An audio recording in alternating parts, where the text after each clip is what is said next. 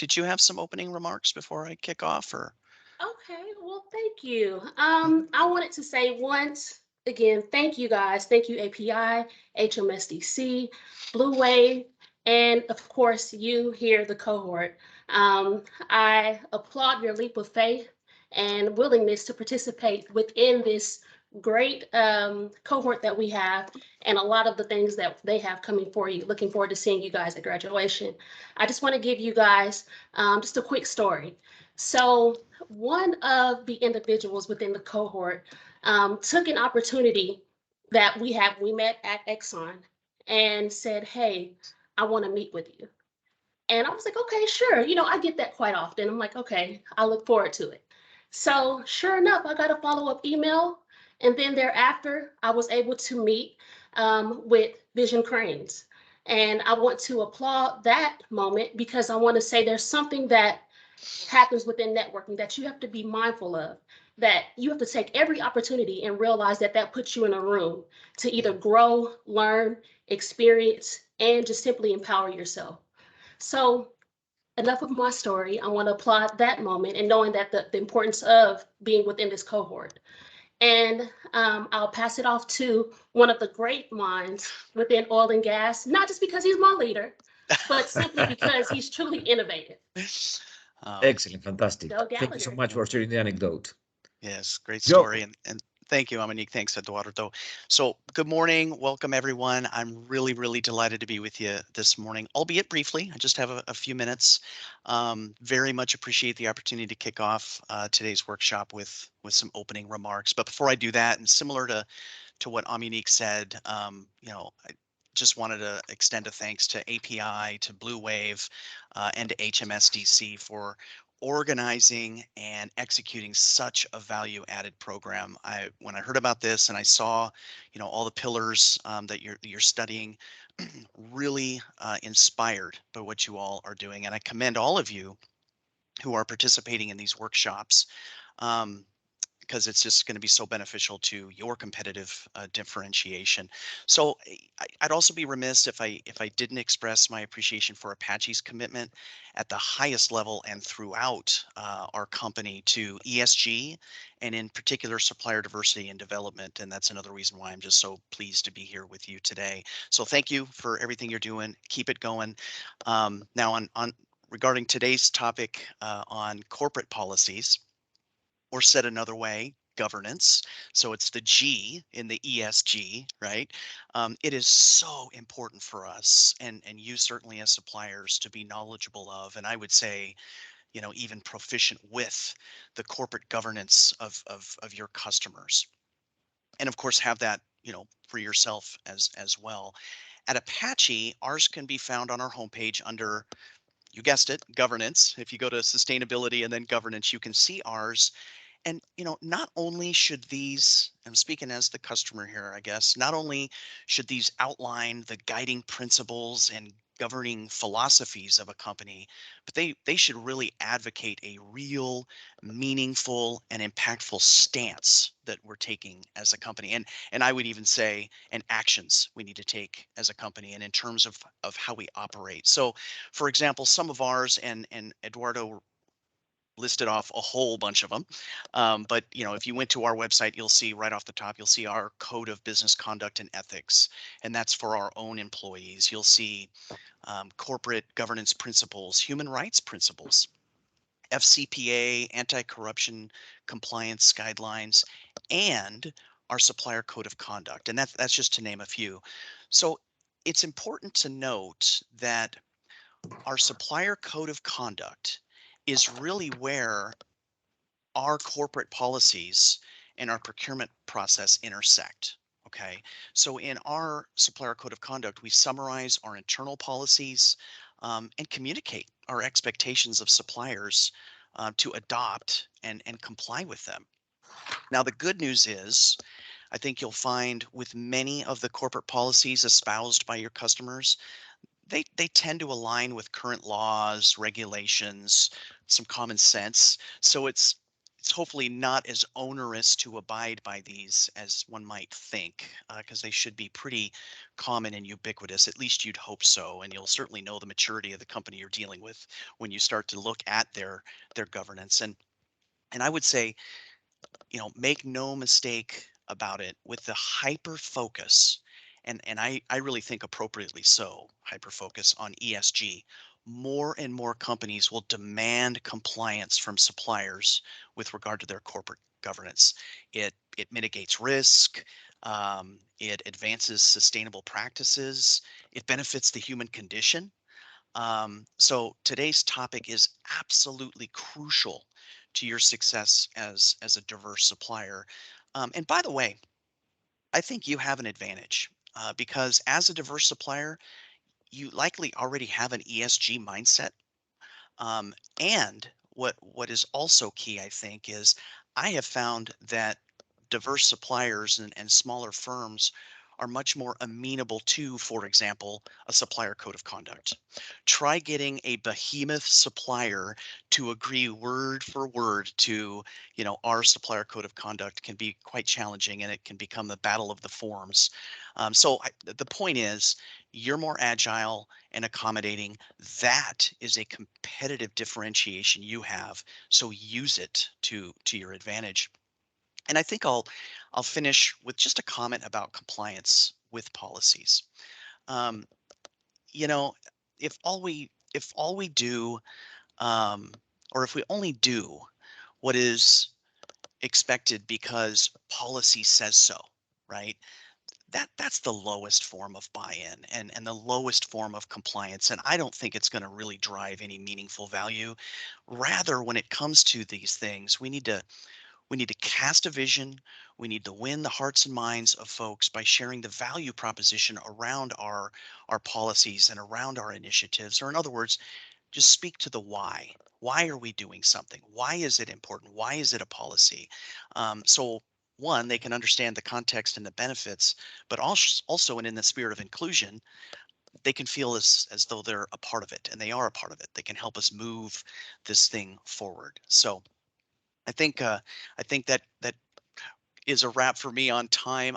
Again, thanks so much for the opportunity to engage with you this morning. And I just wanted to extend the invitation. Feel free to connect with me on LinkedIn or email me. I'd love to continue the dialogue. And of course, happy to stay on if there's more we need to chat about. But And go ahead, Eduardo. then fantastic opening words, Joe. And I would like Thanks. to just give you my response.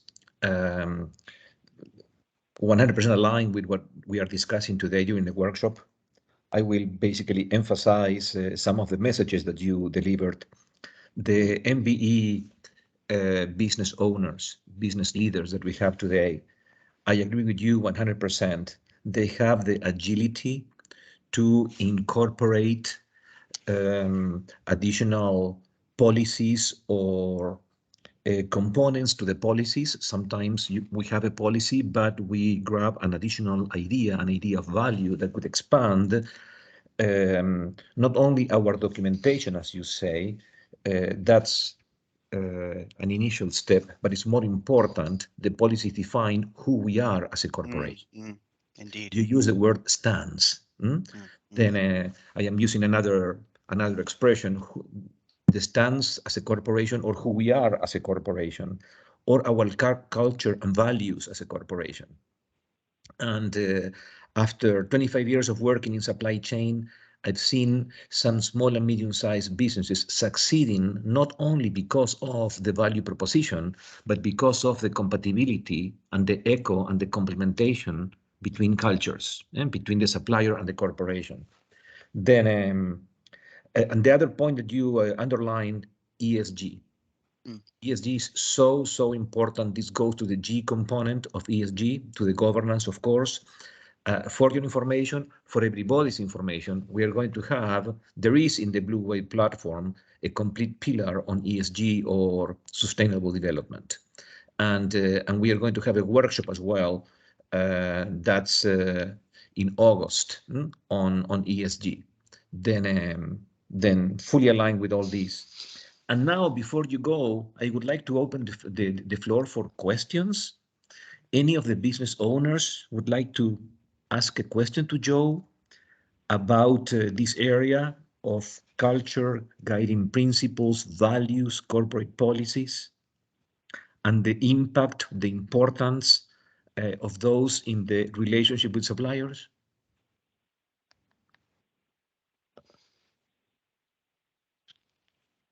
They're going easy on me this morning. I like it. That's nice. You thoroughly I can explained. ask a question, Donna, yes. Joe. Hi. Good morning. Thanks for being here. I've been asked by corporate employees, is ESG just another fad? And is there really any serious emphasis on diversity, inclusion, and equity in terms of employees as well as suppliers? So I don't think it's a fad. Um, I mean, I can go a whole bunch of places with this. Let me just start with, I think that, I work for a publicly traded company, and I can tell you that the investor activism out there and the expectations from investors is to see meaningful step change delivery in ESG. Um, as anybody that has stocks, 401k, whatever knows, it's always been about year over year profits. Donna, you and I actually exchanged some messages about this. We were kind of lamenting some things, and so at what cost, do you have a year over year over year profits, right? Let's make sure that we're doing things in a way that honors and values humanity, um, takes care of the planet, um, and be measured on that. As a matter of fact, I'm not sure if this has been discussed, but on the topic of ESG and why I can also say that it's not a fad is the Securities and Exchange Commission just put out, I guess it was earlier this year, a proposal to include ESG components in financial statements. So, in as much as publicly traded companies, issue their 10K and their annual report, and you have all the numbers, um, you'll need to now um, report on how you're reducing emissions or what your carbon footprint is. So it's here. It's here to stay. I think that many companies like Apache, I'm very proud to say, has been doing a voluntary sustainability report where we talk about DE&I. This year is our first year talking about supplier diversity because we're just launching the program. We started last year. Very proud to be able to include that now in our sustainability report. We talk about our emissions, that carbon footprint that I mentioned, and so we do it voluntarily, and other companies, progressive companies, do as well. But point is, you may start to see, depending on how this proposal goes, it become mandatory for companies to report. So um, I don't think it's a fad, to reiterate, um, and we're going to have to learn how to adopt this. You talk about at the highest levels. It's an edict from on high. Like I said, with policies, you know, the lowest form of doing something is because policy says so. Like I said, so really, it's about how do we ensconce ESG, DE&I in our culture, so you don't have a chief sustainability officer or a single supplier diversity lead for the company, but everybody is an advocate and everybody, it just becomes, secondhand for them, or firsthand, hopefully, for them. It's part of their DNA. So that's going to be the transformation that we see. And it's going to be interesting. Excellent. Hey, Joe, I got a quick question for you. This is Corey Thompson from Big Rio. Okay. In talking about ESG reporting, can you talk a little bit about, do you have any insight as to, are there local, state, federal guidelines that are coming down the pipe that we need to be aware of that will mandate certain levels of reporting? So I probably can't speak expertly to that at all. And certainly partly because it's so new, but there is, there's the FASB, the Financial Accounting Standards Bureau, and now there's a SASB, Sustainability Accounting Standards Bureau. So, or board. So there will be some standards around sustainability, and obviously it's federal at this point, but I can only imagine there'll be a state flair to some of those as well. But for now, I'm pretty sure it's just in the federal space. Okay, Yeah. thanks. Appreciate Yeah. it. Yep.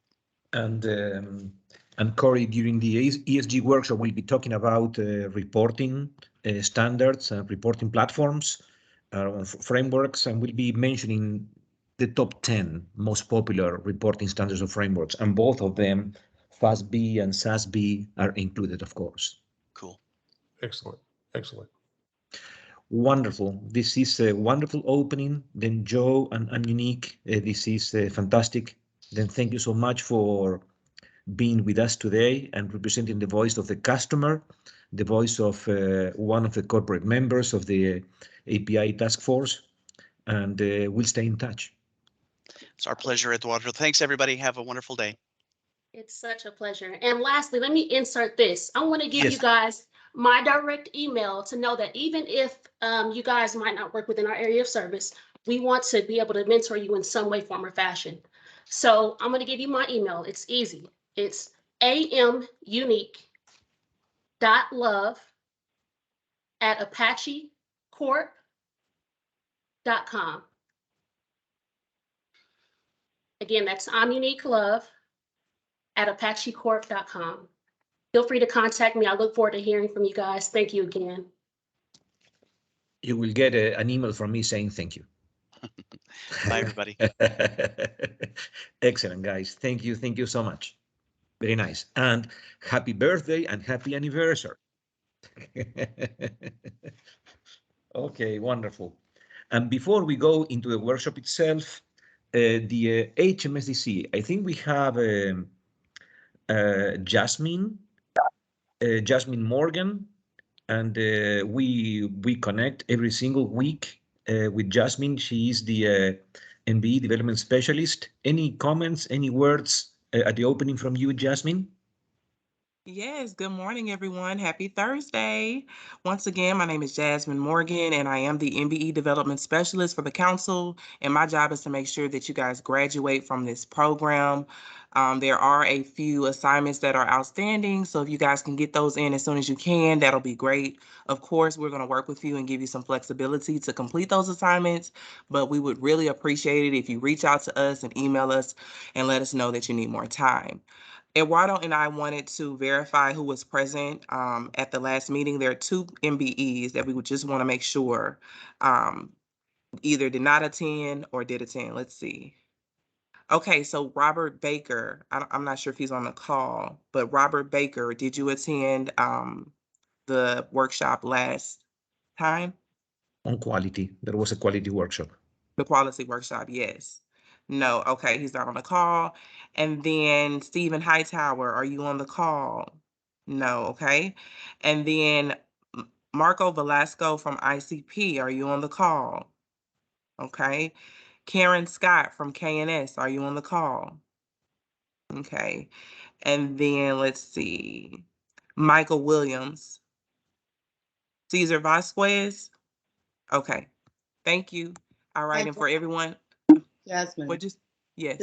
this is Marjorie Jones. I'm attending today for Karen Scott, and Karen did not attend last week.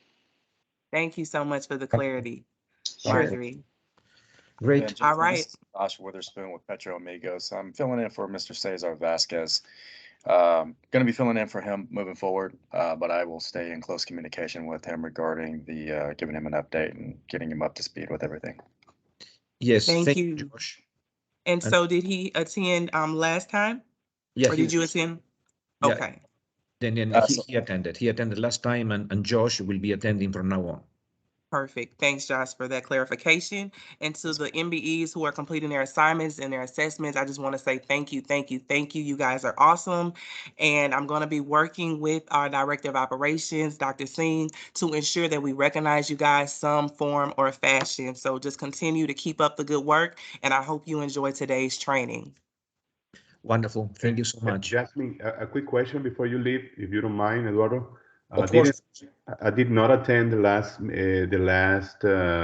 workshop on quality as well, but I just want to know if the link to the recording is still available, because I received Yes. it a few days after, and then I will be watching that recording Wonderful. as soon as possible. Okay? Just wanted to let you know that. Thank you. Thank you so much. So I did send the email with the link that'll take you to the YouTube video where you can view the training. And I Okay. would appreciate it if you all can, if you don't attend or if you do attend, if you can please submit that feedback survey form, because it helps us report out information that's going to help us improve this program. Okay. So yes, that is awesome. And if anybody doesn't have any other questions, I will let Eduardo proceed with the presentation. Okay, any other questions for Jasmine? Okay, let me share my screen.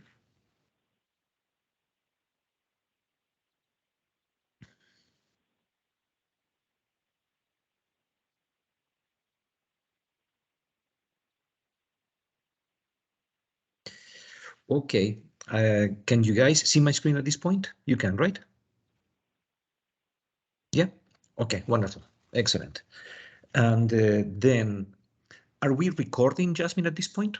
Yes, it has started. I can see that. Great, thank you. Then welcome to everybody. Today is June 30, 2022, and this is Blue Wave's Corporate Policies Workshop.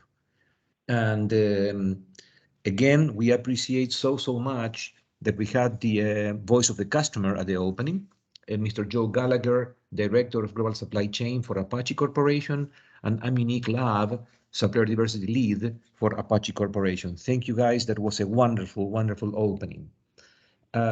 These are the participation protocols. As always, let's be natural as if we were in the same conference room. At any point, feel free to interrupt. Keep your mics on mute, but at any point, just feel free to interrupt and add your perspective, your comments. And this is such an important discussion of corporate policies, culture, and values. We are going to go through 22 core concepts in the afternoon today. I will send you a PDF file with copies of all the pages with a golden star and a number. I already mentioned before, these are the policies that we are going to be covering today. Ethics, anti-corruption, conflicts of interest, gifts and entertainment, antitrust, human rights, inclusion and diversity, harassment, alcohol and drugs, and corporate assets. You will find copies of all these policies, templates of all these policies in the Blue Wave document library. Remember how you go, what you need to do to access the document library. You access in the Blue Wave platform, you go to the black panel in the left, you click on document library, you double click on corporate policies and templates, and then you will have those 10, 11 documents in Word available to you. Feel free to download the documents and change the Blue Wave logo by the logo of your own company, replace the Blue Wave copyright by the copyright of your own company. Those documents are yours for you to use, and feel free to make them your own. Delete all the bullets that do not represent your stand. Add all the bullets that properly represent who you are in these different areas. And what we want you to have is, at the end of the process, we want you to have a complete suite of corporate policies. If you already have corporate policies in this area, most likely are going to be better than the ones that I am offering or suggesting. Keep yours, okay? There is no problem at all. You don't need to replace your policies with these suggested templates. These are basically a starting point to help you, okay? And with respect to language, I would like to clarify the following. The suite of all the corporate policies is usually called the Code of Conduct. You may have heard this language, the Code of Conduct. Then this is the suite of all these corporate policies, or sometimes smaller companies have only one document that is called the Code of Conduct, excuse me, and they have one paragraph for each topic, one paragraph on ethics, one paragraph on anti-corruption, etc., etc. If that is what you have, that's also fine. You don't need to change. But here, for pedagogical objectives, we are going through each one of the policies individually. And we always start with the safety minute. The safety minute, which is downloaded from osha.gov, is about violence in the workplace. This is not that common, but from time to time it may happen. And then just going through the safety tips, learn to recognize situations that could result in violence. And in my 40 years, I had 2 situations, I can say, in 40 years that were close to develop into a violent situation. They were just very uncomfortable. In one case, I had to inform one employee that he was being separated. And we all have to do that at some point. And I knew the situation was going to be potentially conflictive. Then I didn't ask, I'm just reading from point number 2, I didn't ask for an escort, but I asked for security. They were not with me in my office. They were in an adjacent room just in case. And then going through number 3, I stayed calm all the way through. My dear friend, my dear colleague, he was not calm. He was very, very uncomfortable. He was using improper language. I was not offended. I didn't consider the language was directed at me. It was just the messenger at that point. I maintained eye contact. I said to him, I said, well, look, I apologize. I know this is very, very uncomfortable.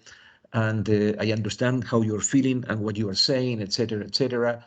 And after 15, 20 minutes, then the meeting ended without violence. But again, staying calm, looking at the person, understanding the situation of the person, it helps a lot. A number of years after that incident, we met by chance during a weekend at Texas A&M University. He was bringing his son for the weekend stay, and I was bringing my son as well. And of course, we did shake hands that day. And then the anecdote that I wanted to share is he called me. He says, can we talk privately for a second? He says, yes, of course. And he said, Eduardo, with respect to the situation that we lived 3, 4, 5 years ago, I want to apologize. I was very, very upset, very, very nervous. And you were a gentleman during the situation. I understand the overall context. Then it pays off, not only in terms of avoiding the violence, but also in maintaining relationships. We still have a relationship with that gentleman. Then that's all. Safety minute. And I am sure we all go through those potential situations from time to time. Reconnect, you know what we are doing. We are trying to understand the international standards in these 7 areas. We have already covered HSSE, cybersecurity, and quality. Today, we are covering corporate policies. And then we have 3 more areas to go: technical capabilities, financials, and ESG, that Joe Gallagher was talking so professionally earlier today. And the process, I reiterate the process. We ask all of you to please do a first self-assessment before going through the training in the workshops, and to basically document a starting point. Then we go through the workshops. After the workshops and during the workshops, we provide the policies, the processes, and the tools required to close the gaps. And after the workshops, we'll give you guys roughly 6 weeks. If you need more time, that's fine. You know your own business priorities. If you need, instead of 6, 8 weeks for a given pillar to close the gaps, that's fine. In those 6 weeks, we ask you that you transform those documents into your own documents, and perform a second assessment and upload customized documents. To upload documents, remember, they have to be in a PDF format. Once you modify the document, if it is in Word format or Excel, it will not upload. But you save those in your C drive as a PDF, and then you can upload into the Blue Whale platform at all. And then, in that manner, it will not be modified. Remember, do not upload anything that is confidential. And only upload one-page summaries. If you have a safety policy that goes for, let's say, 4 or 5 pages, we don't need to have all the information. It's just evidence that you have the document. Then it's just 1 page, that's enough, okay? Then, that's the process. Today we'll go through corporate policies, and this is the schedule, just to refresh to everybody where we are. June 30th, corporate policies. The next workshop is scheduled for a couple of weeks from now. We are going to go through financials on July the 14th. In the right-hand side, you see a second column, which is the due date for the second self-assessments. And those are guidelines because we want to help you to pace yourself and progress as we move forward. Then today is the due date for the second self-assessment of HSSE. Again, guys, you are business owners, you have a number of priorities. Then if you need 1 or 2 more weeks to comply with the second assessment of HSSE, that is totally fine. During that process, if you have any comment, any question, you want to give me a call. We had a call with Dustin Brasher, a couple of days ago. Hopefully, Dustin, that was a helpful call. And we have agreed with Donna that we are going to have a call one of these days. My apologies, Donna, that I didn't call you yesterday or the day before, but we'll coordinate our call shortly. And then sometimes that is helpful to connect and ensure that we take what we are asking is a simple approach. But sometimes we're used to overperform and we want to overdo things. No. This is a simple approach, okay? Then, this is the status of the group today.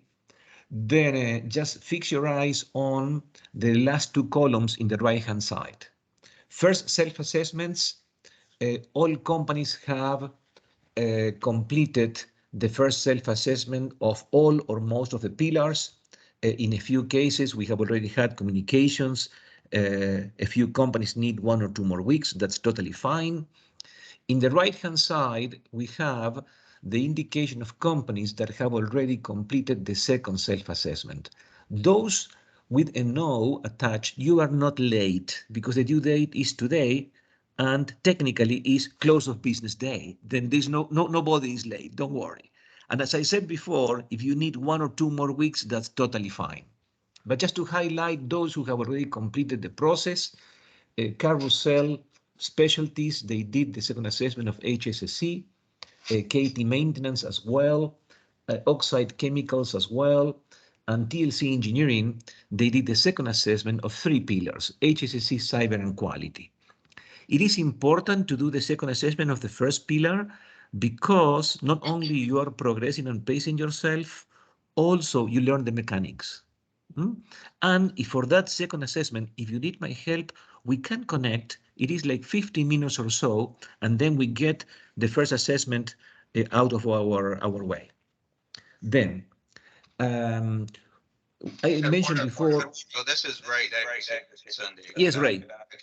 Hey, I did watch that video with the quality workshop, okay, and replied back to HMSDC. So that was no, I did not attend the physical workshop that we're doing right now, but I did watch it. Wonderful. And this is Ray Davis talking, right? Yes, sir. Wonderful. And you're referring to which workshop, Ray? The quality workshop where it says no. Wonderful. That's it. Yeah. My apologies. I will update right away. But Okay. thank you, Ray, for letting me know. Fantastic. Right. You're welcome. All right. And, Yes, do On we the have? last column of the second self-assessment, I have seen some other member has different category, but under carousels only have HSSE. Did we miss the cyber inequality assessment or? No, you have not missed. For today, what was needed was the second assessment of HSSE, but of course, you can do, you can comply with the due dates ahead of the due date. And then you have not missed anything, but you can perform the second assessment of cyber and quality already because you have all the elements. There is no need for any additional link. Just to do the second assessment, what you do is you go in the black panel in the left, you go and click on self-assessments, and then basically the 7 pillars will display. And then you click on the pillar that, okay? Is that a requirement to do the second assessment for all those qualifications? Let me go to the previous page just to be more clear. Then the second assessment of HSSE, the guidance, the suggested guidance is to do it by today or plus one more week or 2 more weeks if you need that. For cyber, the due date, suggested due date is July 14. For quality is end of July. Okay, these are recommendations for all of us to progress as we move forward in the program. Okay, thank you. My pleasure, sir. Then, what we are going to do today, we are going to cover all those policies that I mentioned before, and for every policy, let's focus on bullet number 3 and 4. For every policy, we'll be talking about two aspects. The key provisions of the policy. For example, number 3, identify the ethics policy key provisions. And then in number 4, we'll recognize some of the typical violations if the ethics policy provisions are not followed. And I know that you guys will follow, but what I'm saying is when our companies grow, we have to ensure that our employees are also in compliance with those policies. Otherwise, we could have potential violations. In the case of ExxonMobil, you know, I worked for ExxonMobil for 30 years. As Joe Gallagher said, very proud of working for Apache. Fortunately, I can say the same. So proud of having worked for ExxonMobil. And we are required, or we were required when I was working for them. I retired in March of 2018. Every single year, we had half a day with the law department reviewing all the corporate policies. Half a day per year, all the employees, everybody. Nevertheless, every single year in global procurement, for example, we have in the range of 10 to 15 incidents of potential violations. In some cases, out of a group of maybe 2,000 people. In some cases, because of there are complexities in the policies. Not everything is that clear. And additionally, there are some bad actors. Then either mistakes or intentional violations. Then when your company grows, of course, your company has already grown, but as your company continues growing, then you may have similar challenges because everybody's experimenting those challenges of ensuring compliance across the board. Okay, then the importance of corporate policies. Joe Gallagher used an expression. He said, it's not just to comply with the law, with the regulations, or with common sense. I am reiterating his word. This is the policies, they represent the stance of your company. They represent who you are as a corporation. That's why this is so important. I am saying here the difference between what is right and what is wrong. And the examples of violations. In the upper left, the Goldman Sachs example. Goldman Sachs, again, is a fantastic corporation, admired by all of us, or most of us, but certainly by all of us, I would say. I mean, I'm sure they have a significant effort to ensure compliance by all their employees every single year, as I was referring to what I have to do every single year in ExxonMobil, half a day reviewing all the policies. Nevertheless, let's read what happened to them. the SEC, the Security and Exchange Commission, announced charges against Goldman Sachs for using a third party to bribe the governments of Malaysia and Abu Dhabi in connection with an investment fund by the name of 1MDB. And Goldman Sachs had to agree to pay $3 billion. Big money. Again, this is not the board of directors of Goldman Sachs.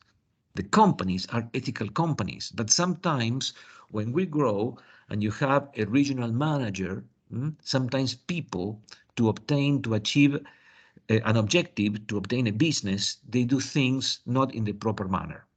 We have seen that in large organizations happening a lot. That's why I am bringing up those examples.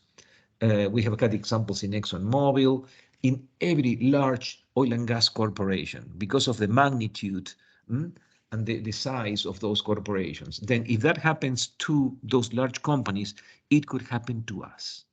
Then it is important that we have the policies documented, and they're not just a paper, that everybody understands why we are doing this. I will not cover the other two examples. And then the risks are loss of employment for employees, depending on the gravity of what is happening, loss of business. Let's reflect about what happened to Arthur Andersen in 2001 with Enron's event. I remember when I graduated as an engineer in Buenos Aires, I interviewed for a job with Arthur Andersen.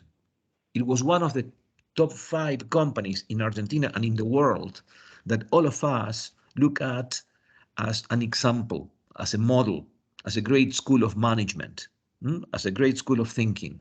And look at what happened to them because of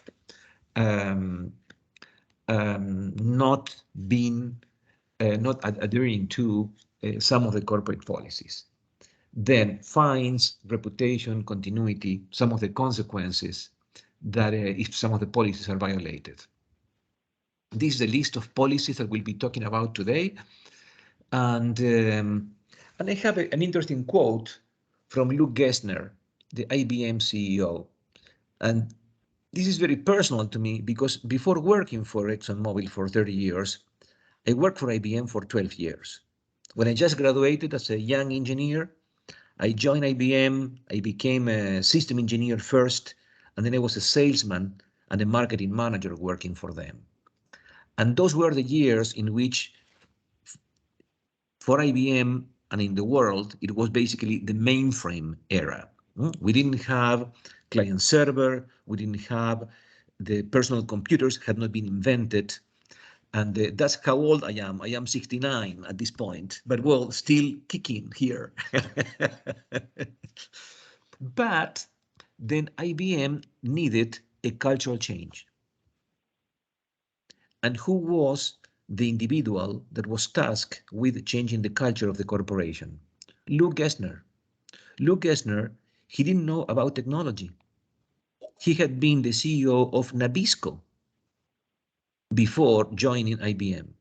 And then he was a successful CEO of IBM, and he was tasked with changing the culture through new policies, new way of thinking.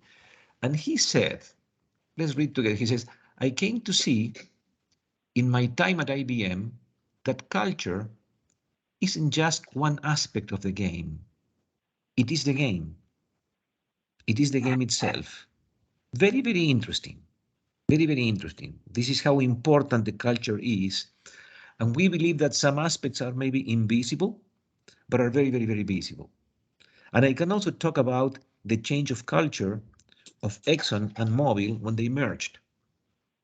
And I can really say that ExxonMobil was a much, much better company than Exxon before or Mobil before, because of a successful merger and taking the best of both. I can go into the details, but that may be for a one-on-one meeting over coffee. Then we have already talked about this.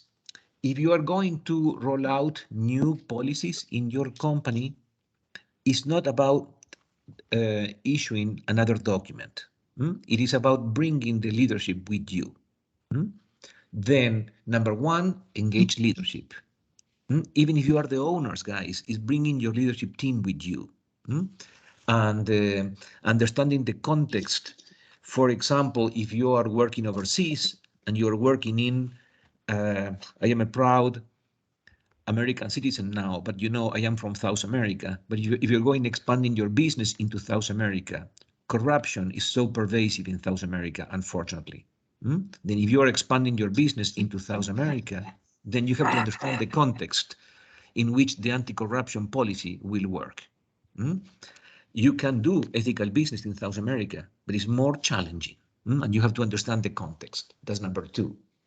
Identify the needs, set the objectives, design an implementation plan, implement globally. It's not just issuing a document, it's rolling out a new culture. And with respect to management responsibilities, of course, I will not teach you that. You can teach me management responsibilities. I will just highlight the last point, demonstrate commitment through personal involvement. If a policy is important for you, talk about it.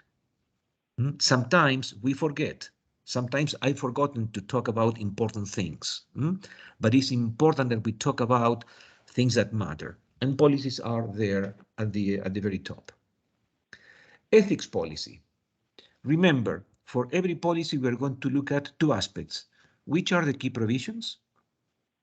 And what could happen if those provisions are not followed? Provisions. There are two core key provisions of the ethics policy, and I've highlighted those two in bold. The first one, comply with the law, rules and regulations. The second one, being truthful, forthcoming, honest, transparent. Those are the two key components. From those two key components, we can derive the other bullets. For example, a number of companies say, and I like this expression in the policy, we care about how the results are obtained, not just that they are obtained. It is a very, very strong expression, very, very important. Or some other companies incorporate in their policy this other bullet number 4.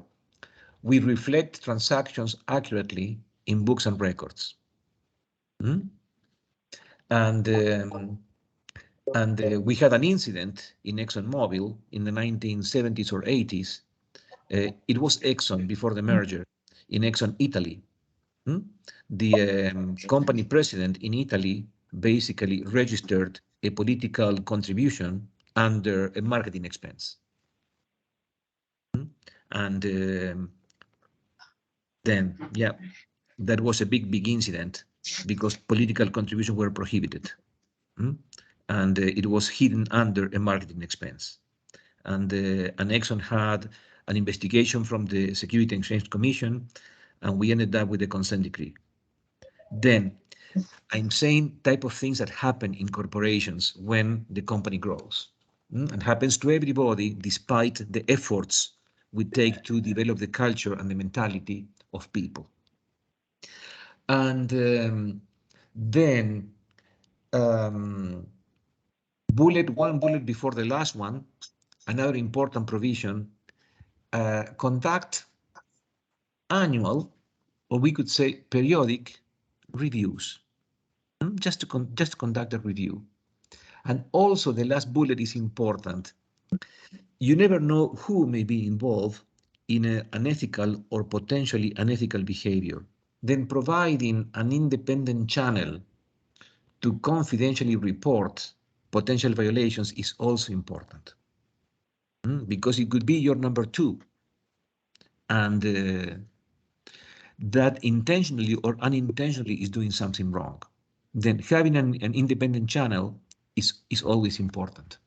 That's all. That's all about the main provisions. And that's all what I wanted to share. We have basically reviewed a policies of the top 10, 15 corporations, and we have extracted some of the main bullets. There are more, but we are here focusing on the top 5 or 6. Examples of typical violations. We'll also share with you examples of policies, but you have a compendium, a combo of all those bullets in the document library. Then I will not go through every single paragraph here. But examples of typical violations, look at what happened to Volkswagen, another ethical company, fantastic company. But maybe it was a regional manager, it was a production manager. I don't know exactly who was responsible in this case, but we all know the emissions scandal of Volkswagen, and intentionally programmed the TDI diesel vehicles to activate emission controls during lab tests. Then what people do is very, very intriguing. I don't want to reiterate too much, but if this happens to these corporations, which are examples in the planet, that could happen to us. Then we have to be careful with this area. That's all for ethics policy. And any comments, any reflections about the ethics policy before we go into anti-corruption?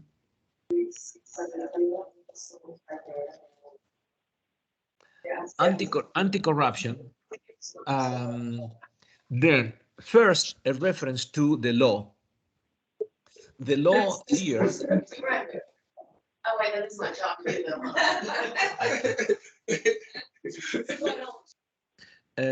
Okay. Thank you for muting your mics. And we'll go through FCPA. The FCPA is the Foreign Corrupt Practices Act, which is the law that gives us the guidelines for anti-corruption.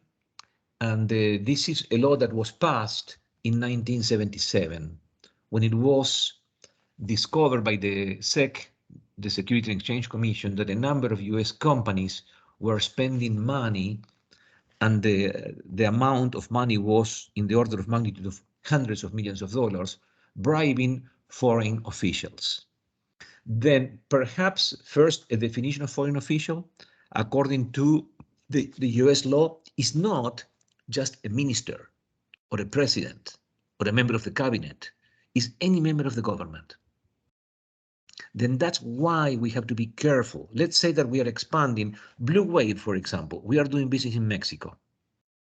Imagine that one of our employees or contractors in Mexico wants to bribe a lower level employee of the government, because we have business with 2 states, Veracruz and Tamaulipas today. We have agreements with 2 states. Then imagine that one of our employees or contractors in Mexico wants to bribe a lower level employee to get some insider information. If that happens, we will be violating the FCPA law. It's not only high-ranking members of the government, could be any member, not just the government, but let's read foreign official. Could be foreign governments, could be international organizations. It could be a member of the World Bank, for example, or could be members of foreign political parties. That's what the law indicates. The law has 2 levels of enforcement. They have a criminal enforcement by the Department of Justice, and they have a civil enforcement by the SEC, the Security and Exchange Commission. Then we have to be careful. And the scope is basically any public company, or could be any other business organized in the US, or foreign nationals doing business in the US.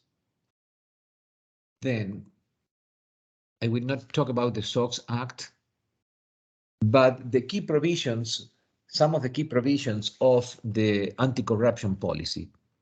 I've seen in a number of policies of different corporations, just plain vanilla statements saying, we in our company, and we prohibit bribery. We prohibit any forms of bribery. And we prohibit influencing government officials, candidates, and political parties with payments or rewards. also I've seen in policies, and that's the example that you will see in the Blue Wave document library, directly or indirectly bribing, because sometimes it's through a third party.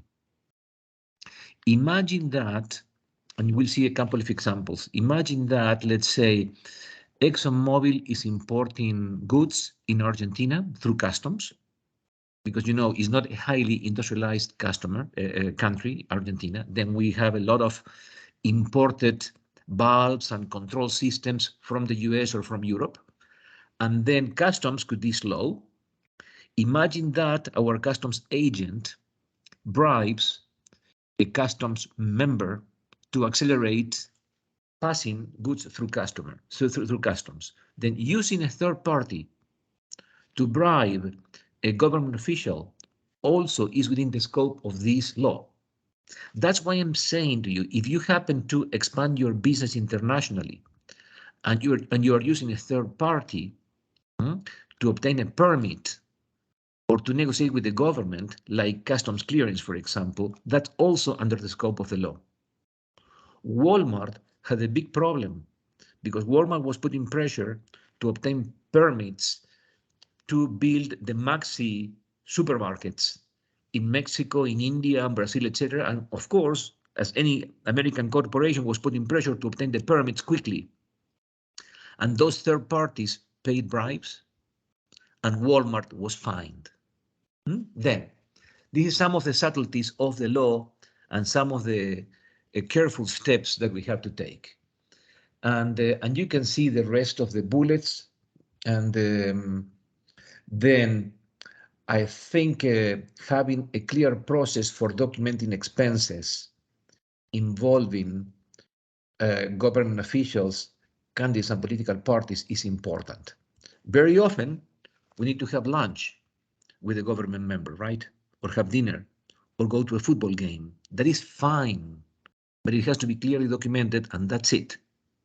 We have lunch, we have dinner, we go to a football game. That is fine, but it has to be clearly documented. And also what you can do is, if you have a salesperson and the customer portfolio of that salesperson happens to be government, another recommendation is to audit those expense accounts in more detail, just to protect your company. If you have basically a unit dealing with governments specifically.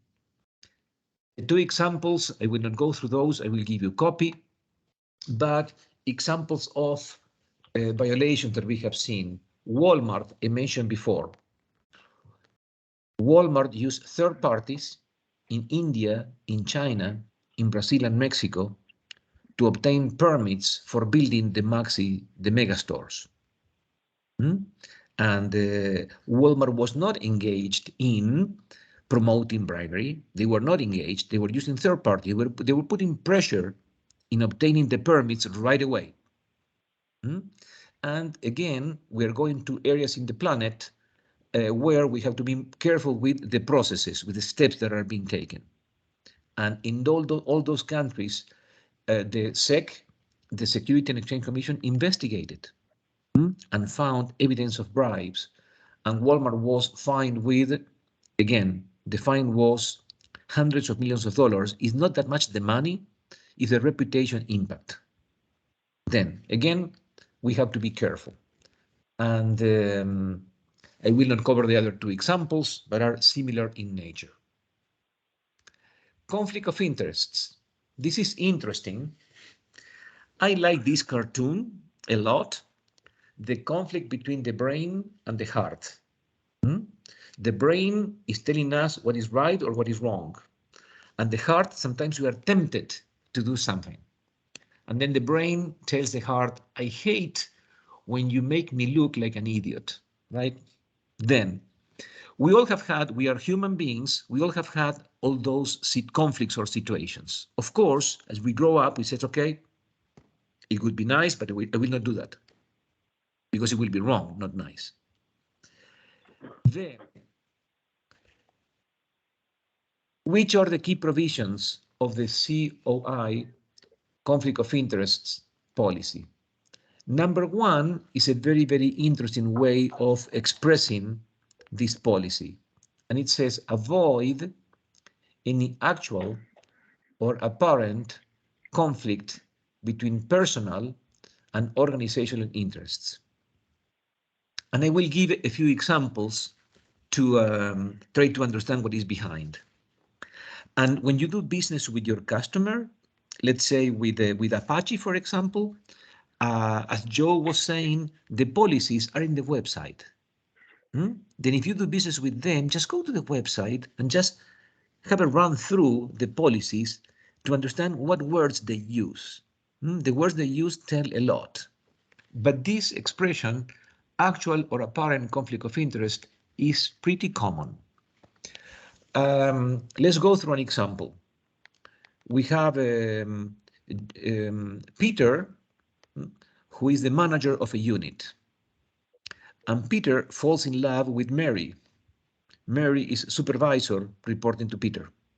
We have had office love in all corporations. People are human beings, and then we select people of high standards in corporations. Then that happens a lot. Then scenario one, Peter and Mary, they do not disclose the personal relationship. If they do not disclose the personal relation, and then it comes to performance appraisal time and salary increases and promotions. And let's assume that Mary is a top performer, is the number one of the group. She has been the number one, and she continues being the number one in the ranking. Then Peter will put Mary as number one in the ranking and will promote Mary. Then is there a conflict? Really, what Peter is doing is fair because Mary deserves to be number one in the ranking. But the fact that the personal relationship is not being disclosed, then there is an apparent conflict over there. Or this apparently a wrong behavior. And then we have had those situations, and then employees are advised that it's fair to have a serious personal relation with somebody else in your unit, but in that case, you have to disclose the situation to basically separate the two into different units. Then that has happened. Then what if one of your employees falls in love with somebody in procurement in Apache or in ExxonMobil and happens to be the individual awarding the business to you?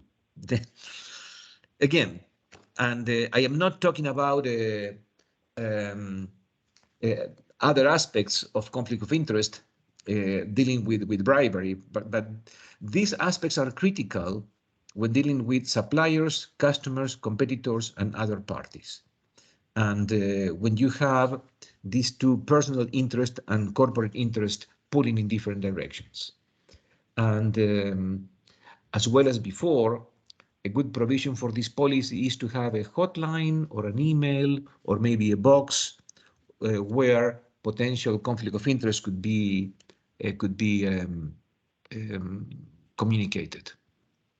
I will not read the policies in detail, but I will send you copies of these, and also you will have a compendium in the template with all the components.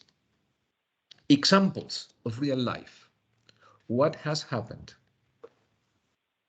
In the upper left, the manager of a unit, and this is the logistics unit, logistics and transportation, and this is a true story in ExxonMobil. The manager of a unit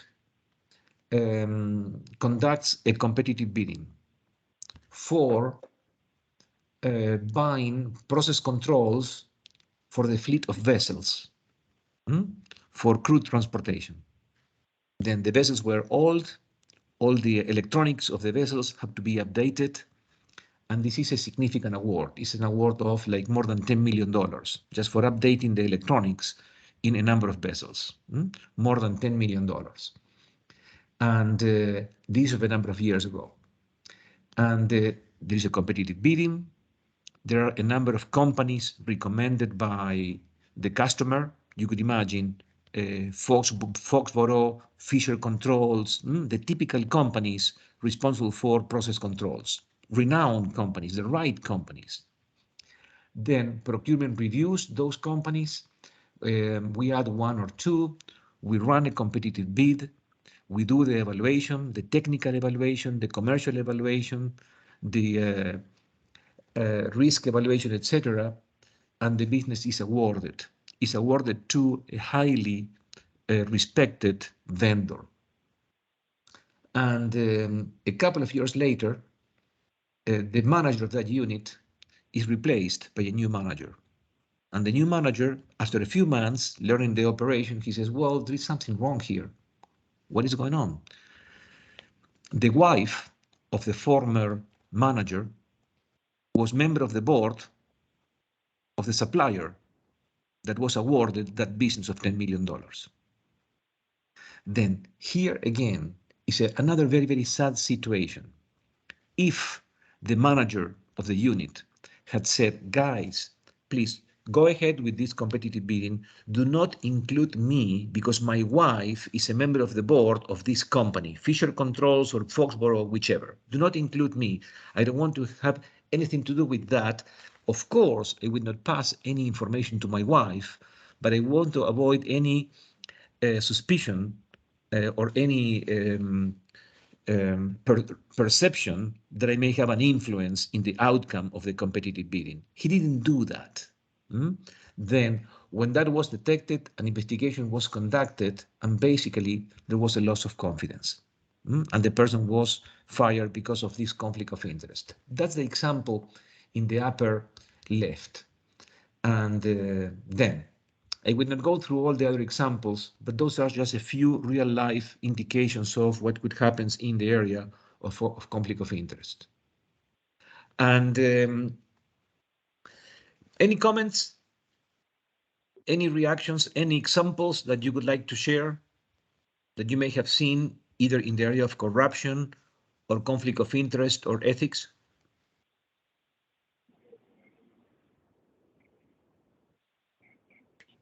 Eduardo, this is Donna. I'm glad you mentioned that Exxon takes half a day every year for everybody to come back into either recognizing, learning about the code of ethics, because what we found is we provided the training, but sometimes people, like your examples, are so very important, right? It's one thing to say we can't do this, but people need to know what that looks like, right? In these examples are perfect, and I'll give you, for instance, you're talking about right or wrong, legal or illegal, or what is morally correct, right? And so we had just finished an ethics training, and I said to everyone, well, we'll go next door and we'll get some crawfish and drink a little beer and I'll go home. Well, my sales rep got some of the guys in the warehouse who were less than 21 years old and bought them beers, right? So they broke the legal, illegal deal. But the other is they got him so drunk that the warehouse manager had to drive the kid home, and the next day somebody had to come pick up his car, right? So it also put the manager out for another day. But you would think that people would listen and understand what you're saying, but truly they don't, right? Yeah. They need those examples. Yeah, so thank you for sharing that example. We have to be courageous to share examples that happen in our own organization, Donna. Thank you for doing that. And I can give you examples that happen in my own procurement unit. And these were people that were hired by me and were trained by me. Then to some extent, I feel responsible of not being clear enough, or sometimes sounding, well, this is bureaucracy. No, it's not. This is, again, going back to Joe's comments, this is where we stand. This is who we are as a company. And again, if we want to grow into 50, 100, $200 million of revenue per year, and why not? We deserve that. Then we have to emphasize these aspects. And once a large corporation says, wow, Donna's company is fantastic. They are all over the place in the area of values and corporate values. And we work with them, and we know that the risk of crossing the line is the lowest we can see in the planet. And it's never zero, right? Because we have so many people. But once you get that, then the rest is easier, Donna.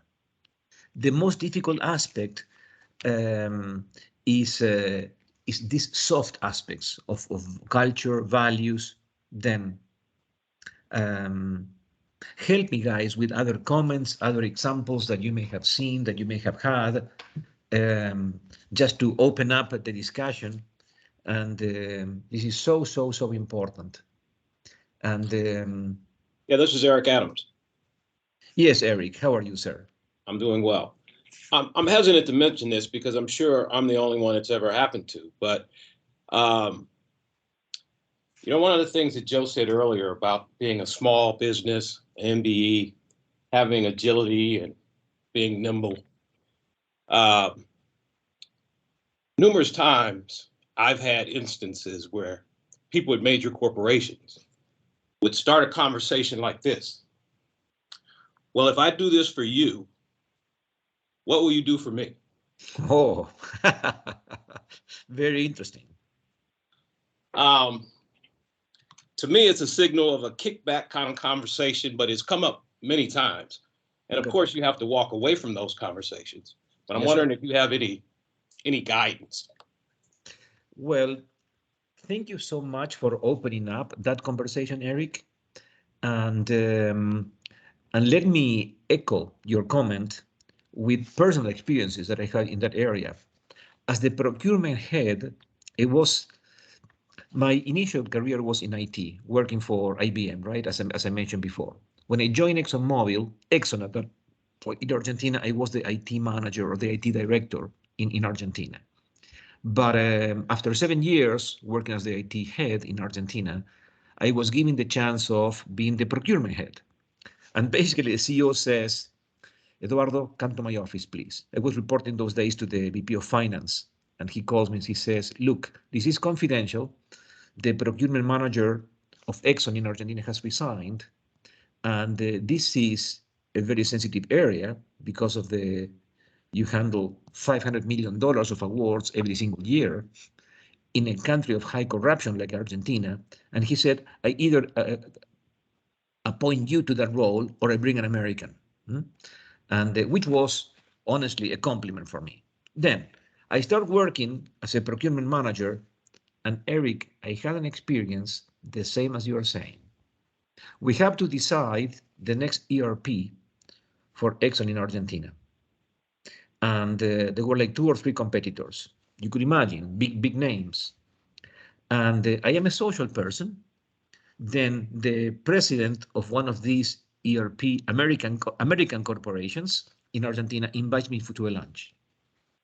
And he says, well, Eduardo, I want you to know that if you select our company for the next ERP of Exxon in Argentina, we'll not only support you and the project with all the resources, it's going to be a success, but you will have a personal benefit.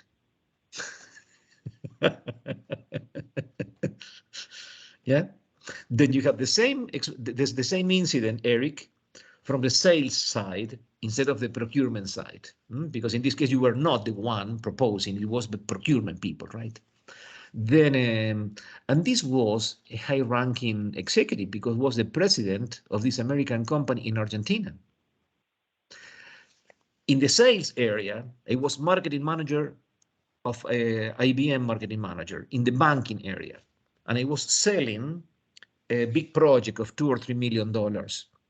And one of the high-level managers of the National Bank of Argentina, Banco Nación, is the name of the bank. He says, well, I understand that this will improve processes and automation, etc., but what will be my personal benefit? Let me give you an example of how the conversation continues. He says, well, Mr. So-and-so, of course, this will be a success. Then I cannot guarantee that you will be promoted, but you will be famous because this is going to be a revolution in the bank. You will be shining and we'll be doing whatever we can to help you progress. Well, think about something else. Okay, I came back to the office. I thought about something else, and I had that approved by my managers in IBM, etc. And we had an executive development center in Brazil. And I was based in Buenos Aires, Argentina. This was an executive development center in Brazil. And under special approvals, we can send customer executives to the executive center. It was 1 week training on management and leadership in Brazil. It was studying and working, right? Of course, maybe golf in the evenings, whatever.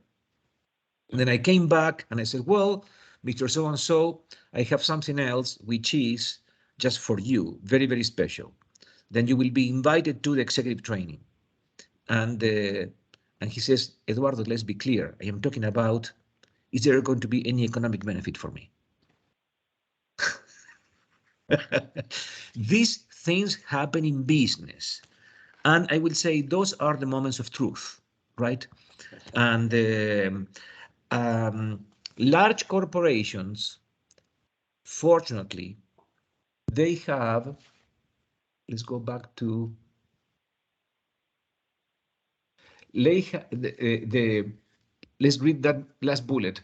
Provide employees and managers and also third parties with a confidential email, hotline, or equivalent to report potential violations. Then you have to be very, very careful. I think, of course, the first action is to expand your network, just not to depend only on that person, not to be retaliated if he or she is the wrong person. But large corporations, they have a way of reporting confidentially. I can tell you that ExxonMobil has ways of reporting confidentially. We have had, not a lot, but some confidential reports saying, I think I am being negatively impacted by your buyer because of the following situation. We have had some confidential reports of that nature. It's very, very delicate, Eric, but that's another resource that you can use. But that happens in our planet. And not only in South America or Africa, it happens also in the US, right? Absolutely. Thank you. Any other comments before we Eduardo, close? this is Yes. Donna. Going back to that, so we're a lot of us are small businesses, right? And so it makes it difficult to have a confidential line where there's a person within the organization to handle that. Do you outsource that to a law firm or an HR company?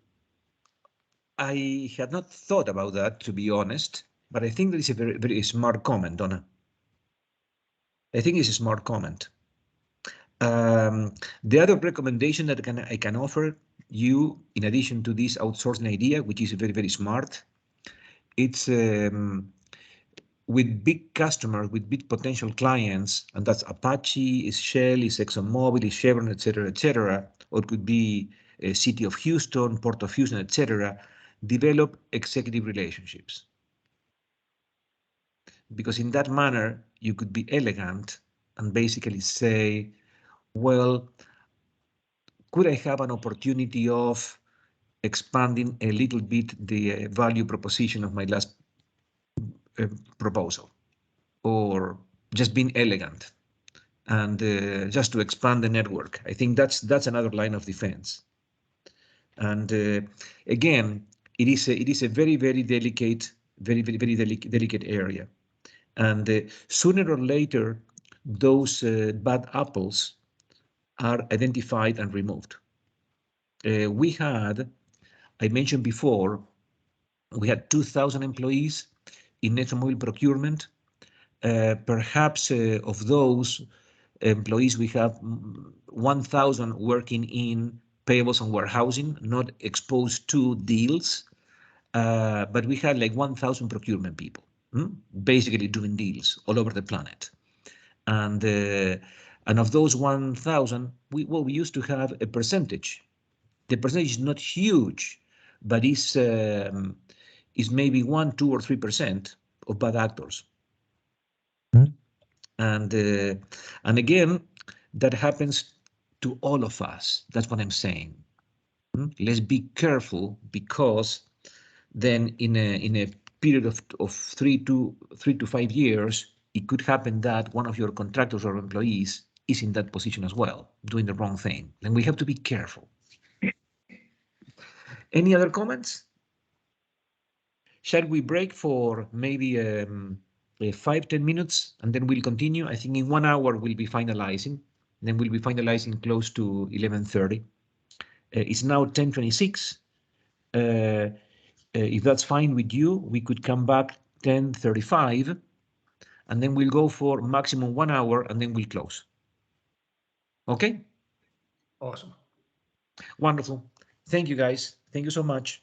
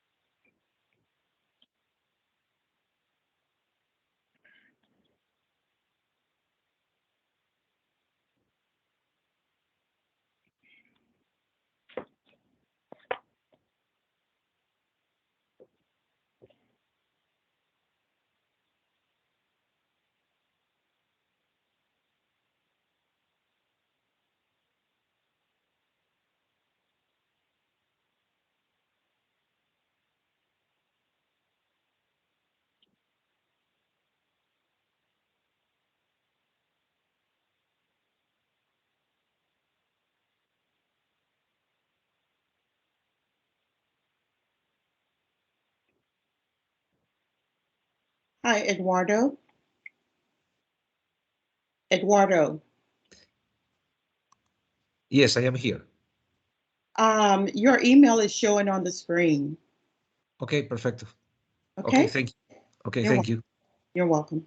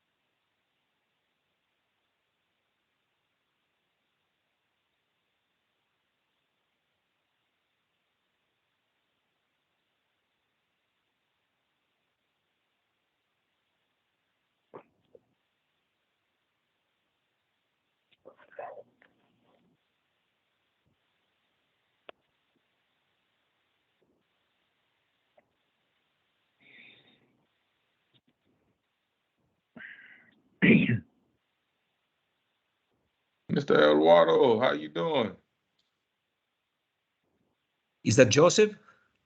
Yes, sir. Yes, sir. Joseph, how are you? Always nice talking to you, my friend. Nice talking to you as well.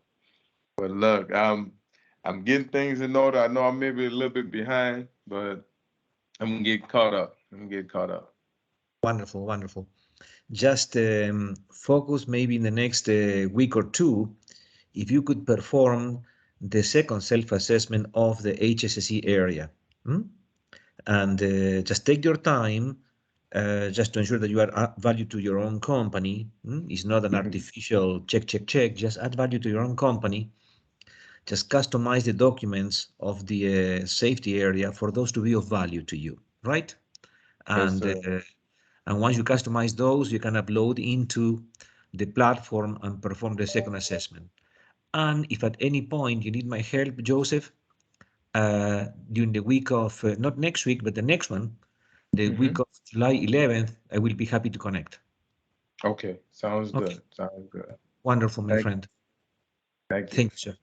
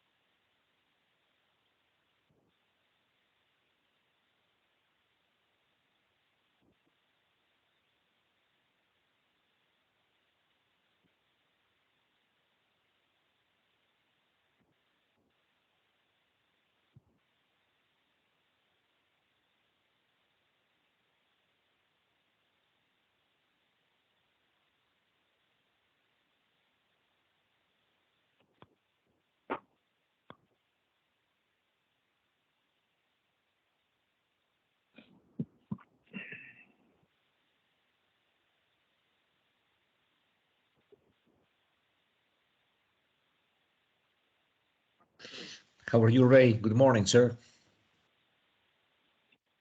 Good morning, Eduardo. How are you? Doing very well. Very good. Where are you based? Here in Houston, Ray? Yes, yes. And you, where are you located? I am located north of Houston in the Woodlands, as you can see through my window. Okay, okay. All right. Good. Where is your office? Downtown or Katy or? In the over by the Jersey Village area. I see. Good.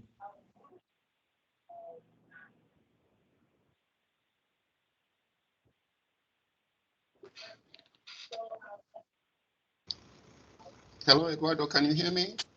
Yes, Emeka. How are you, sir? I'm good. I know people are not back yet, but my comment is I can't see you. Can you still hear me? Oh, there you are. Yes, yes, yes. I can see you. Can you see me? Yeah, I can. Wonderful, Okay, wonderful. they moved you from where you were before. Yeah. So the issue I have is I come from a very corrupt place, Nigeria. Yeah. And the issue that I have is when it comes to corruption or ethical issues and loss of business, if you are competing with another company that does not have any morals, no issues, they can do whatever they have to do to get a business. And you have laws against some of those things. How do you handle that? Because a lot of Western nations are losing business to China in Africa. So, Emeka, you are touching on such an important topic, and because well, and thank you for coming forward with the level of corruption in Nigeria, also to help people talk more freely. I says, well, look, I am a South American. I am so proud of being a Latino. We have so many aspects in our culture of being proud, but in Argentina and many other countries of South America, there is a very high level of corruption. The same may happen to you, right? You are proud of being a Nigerian, but corruption is huge. Then, once we clear that, how do we do to compete with other companies that do business in a non-ethical manner? And I will say that is the moment of truth for your corporation, and that's a very important call. And I think the way out could be a number of mechanisms. There's not only one recipe that will help, but could be developing additional relationships. As Eric was mentioning, there was a procurement corrupt person saying, well, what is in this for me? Then developing additional relationships, expanding your portfolio of clients, and expanding your portfolio of countries where you do business, and in the end, the rest is the moment of truth. And I am not smarter than that, my friend. But very difficult situations. right. And I remember ExxonMobil in Argentina asking the local government of the city of Buenos Aires for a permit to build a service station in a very important intersection, the most important intersection in Buenos Aires. You can imagine, right? A service station there is a gold mine. And then we asked for that permit for many years. And suddenly, there's always a good reason why that permit was not available to ExxonMobil. We are not offering any personal favors. We are not offering money under the table. And that was marketing people, not me, right? It was procurement. And suddenly we see a service station of another company popping up in that corner. And then somebody decided to take a shortcut. And sometimes the corporations are not corrupt, but maybe a manager or a regional manager or somebody is hiding something, if you understand what I mean. Right. Like the example of ESO Italiana, that was making political contributions and hiding those as a marketing expense. Then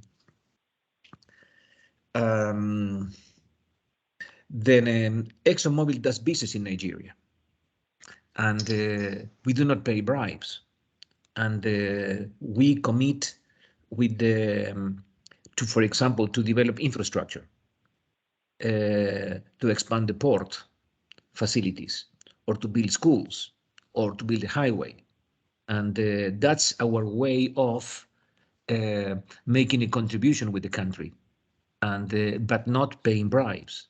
That's another way. And then you want something extra, I can do something extra, but ethical. Very complex what you're raising, Emeka. And any reaction to what I'm saying? No, I fully understand where you're coming from.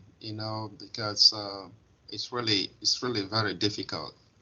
In my country, we have a culture of if somebody does something for you, you give him something to say thank you. But Yeah. that culture has been elevated to something different. Of course. Yeah. And when you don't have a good structure, a strong departments in government, and it's very difficult for people not to go the other way to Agree. help their families or something, or even help their political status. Yeah. So Yeah. like you said, I know it's very difficult, but I want to bring it over here, in a very small community. Yeah. Small businesses. You don't have a whole large portfolio, and something comes up, you are in a dilemma of what to do. Do you go ethical and lose your business, or do you, take a shortcut, Agree. And that's what it says is the moment of truth. And imagine, Emeka, we have conducted this training for a number of groups of business owners in Mexico. And when we reach this point, we have a conversation perhaps for the following 45 minutes. And they say, look, this is the right way of doing things, but we do business with the government. And they expect, for example, some of the organizations, without naming any organization, that at year end will have special favors for them, like the holiday gift, that is not just a dinner or a lunch. Then, and they says, well, what do? Do we stop doing that? Because if we stop doing that, we may lose our business. Then we are talking about, again, going back to what Joe Gallagher was saying, these are not just papers. This is defining the stance as a company. And this is defining the culture and the values of the company. This is defining who you are. And very, very complicated.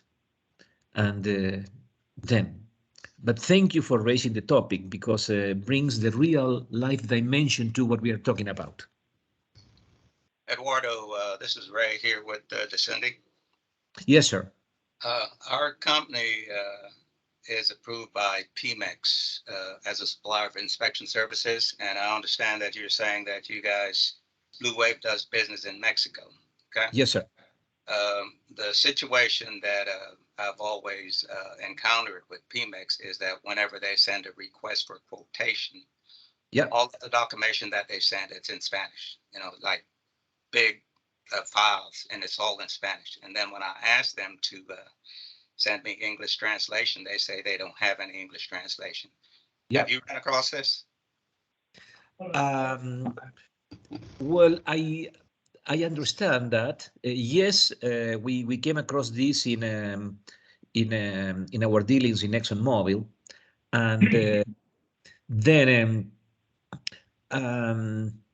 and that's there are different ways of approaching that. There are tools today that translate documents very easily.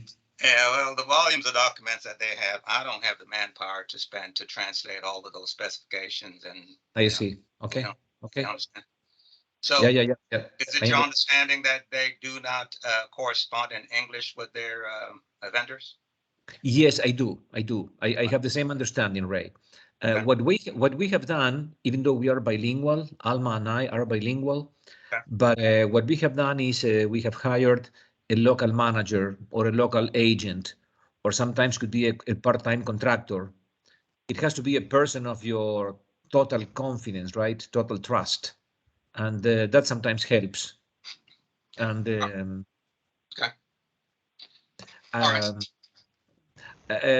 I myself, I've helped American companies to present proposals in Argentina, for example. And they trusted me. And then I was the one translating the proposals from English of this American company into Spanish, and then the owner of the American company was signing the document in Spanish and sending those. But that's because they know me and they knew that I was not playing any tricks. Okay. And vice versa. Then but again, international business comes with those challenges, right? We have now the opportunity of expanding Blue Wave into Africa. But if we do that, that will require translating Blue Wave into Portuguese. And that's translating everything, translating the technology, the questions of the self-assessments, the workshops. Then we are evaluating that. There's always a cost-benefit equation, right? Okay. All right. Thank you. Thank you. Okay. If we are ready to continue, but thank you so much for those comments, for those opinions. This topic could be very short or could be very, very long, but I think we all have personal experiences with these dilemmas. Can you see my screen? Then yes, we go now yes. into the, thank you guys. We go now into the area of gifts, which is also, it's a very touchy area. Do we offer gifts to our customers? And then I am tempted to say yes, because coming from Latin America, in Latin America we like to offer gifts. It's very, very cultural, right? And I know Donna, because of the Japanese heritage in Japan, offering gifts is a protocol, is part of the culture. And the two parties have to interchange gifts. And sometimes when you have two top executives, the gifts that are going to be interchanged are agreed before the meeting. Then I have an example to share with you.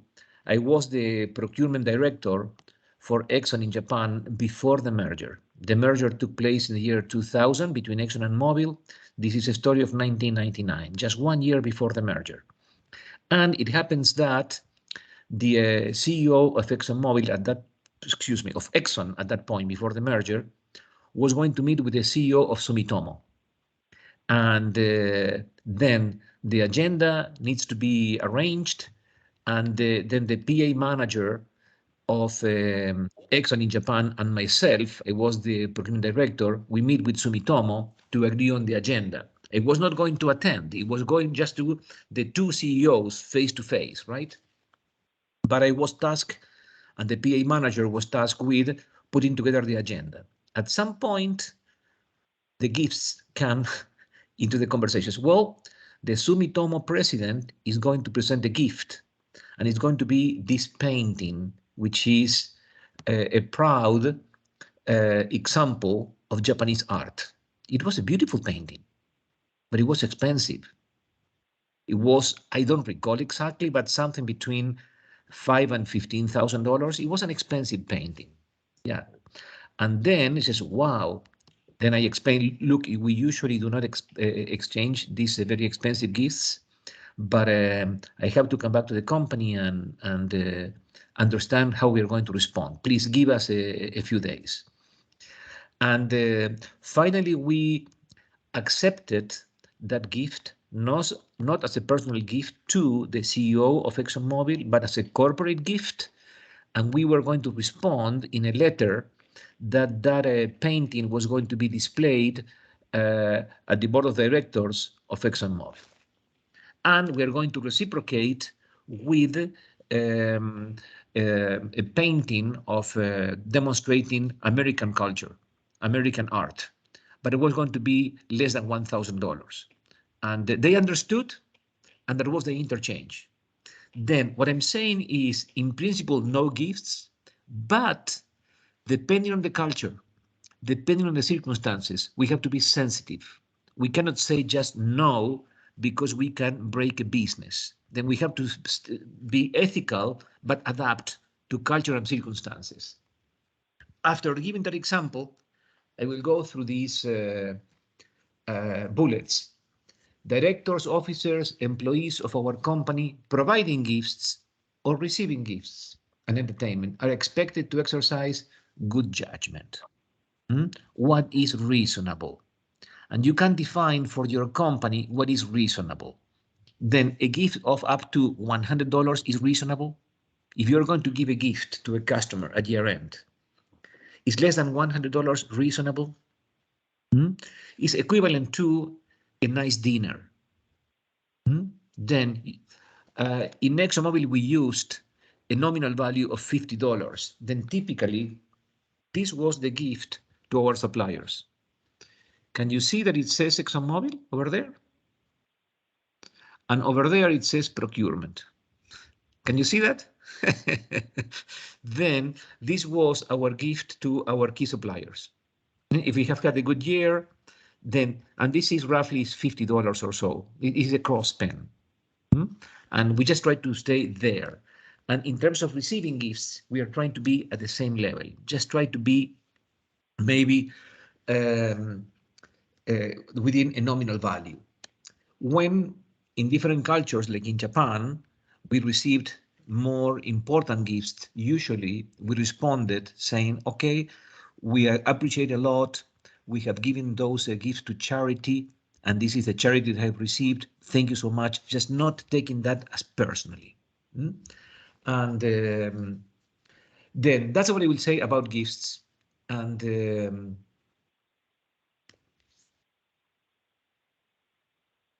examples. And then we have had examples of buyers receiving a lavish gift. Yeah. And usually those are discovered by accident. And then if the gift is lavished and people are understanding that they shouldn't be accepting, then that is the end of the employment, typically. And sometimes gifts are free services by a vendor. We have found that some of our buyers, in that case was a manager, was fired for accepting free maintenance services in his home. The pool was being expanded in his home for free. Then all types of mechanisms. And you could say that is a gift or that is corruption. Yeah, I accept that comment. But again, this area is very, very sensitive. Keeping the gifts at a nominal value, I think that's safe. Antitrust. First of all, why are we talking about antitrust talking to small and medium-sized businesses? Because typically antitrust was for Standard Oil Company in 1911 because it was a dominant force in the marketplace, or antitrust could be a litigation between the European Union and Google or Microsoft in Europe because of antitrust practices, whatever. Why it is important for us small businesses? And then there are a few examples where small businesses could be also violating free competition laws. And not you, but some of your marketing people could go into that temptation. And some of this is price fixing. In my 25 years in procurement, I detected twice that a bid was being offered to 3 small companies. In one case, 3 minority companies. And accidentally, we learned that they agreed who was going to be the winner. Yeah, well, that happens. Then 2 of them will present very high prices, and the winner will present a very strong price, not that competitive, but better than the other 2. Then that is called price fixing. It's not easy to find, but that is a violation to the free competition laws. Then when you have a larger company, or maybe today, and then your marketing people, your sales people may be tempted to have a beer with 2 or 3 other companies. Are you being invited, guys, to this? And then in some occasions that could happen. Those are some of the things that I've seen. The other one is territorial arrangements. I haven't seen suppliers of ExxonMobil, I have not seen suppliers of ExxonMobil agreeing on territories. But I've seen, we have had cases of ExxonMobil managers agreeing on territorial arrangements. And this is the case of asphalt sales in Europe. And then the asphalt sales managers of different large corporations became very good friends, used to have a drink Friday evenings in a bar, and some of them were saying, okay, I will take the Benelux, you will take the lead in Germany, I will take the lead in France, I will take the lead in Italy, and then they were agreeing who was going to be the lead winner in every country, or maybe it was subsections of a country, regions, right? The case was investigated, it was detected, ExxonMobil was found guilty. Why? Because a manager of our company was participating in those meetings. You see the point? That happened to us. Of course, the company didn't want to do that. Again, guys, I am telling you some stories of things of real life that happens. Because again, if that happens to us with all the training and all the annual refreshers of 4 hours that I was describing, and Donna also made a few comments. But then when you grow, that could happen to you through your marketing people, right? And that will be a violation of the free competition laws. Then those are price fixing or bid rigging examples. Human rights. Human rights, it is a very, very touchy area. And then some of the provisions that you may want to have are about respecting the dignity, privacy, and personal rights of each person, or do not force personnel to work against their will, offer fair remuneration and legal remuneration, comply with the maximum number of working hours, recognize the right to free association, prohibit child labor. These are important provisions, and there are more provisions that you could find in the Universal Declaration of Human Rights of the United Nations. And then prohibit the use of forced labor and human trafficking. And then that is important. We have that clause now in the agreements with our suppliers in ExxonMobil. Or, well, I don't work for them anymore. I could use different language. I could say the ExxonMobil agreements use a clause in that respect. And the examples of violations and here we'll give 4 examples of violations of human rights or not compliance with human rights. And this, I will say, this is a very touchy area, a very sensitive area. And in advance, I apologize if I am not giving an example that you may consider more important than this. I am just giving you guys a few examples of human rights violations, but there may be others that are equally or more important than these examples. In the lower right, child slavery and forced labor.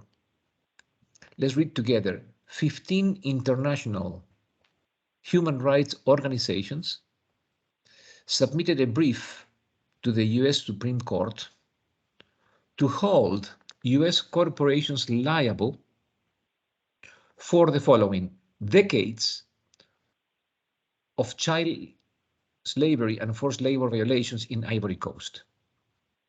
And let me explain what is behind this.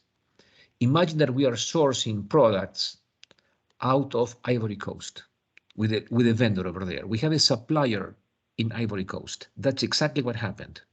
But not just for 1 year, for more than 10 years. Then, if we have a supplier in Ivory Coast for more than 10 years, we have the obligation of some due diligence, of understanding that the competitive pricing they have is because they are very efficient, is because they comply with the laws, but it basically is lower salaries than in the US, etc., etc. We cannot say, well, we do not care if they employ kids or forced labor to produce their products. Then there was the case. The case was corporations having suppliers for more than 10 years and not doing the due diligence. Then a lot of debate over there, but I think this has to do with ethical supply chains.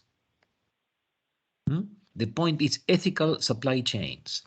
Is the least we can do is incorporate in our procurement agreements clauses, paragraphs that basically address that and force the vendor to comply with human rights. And if we have long-term agreements, then at that point, I think we have the obligation to execute some due diligence. And that's all what I will mention. But if you want to mention any other example, guys, feel free.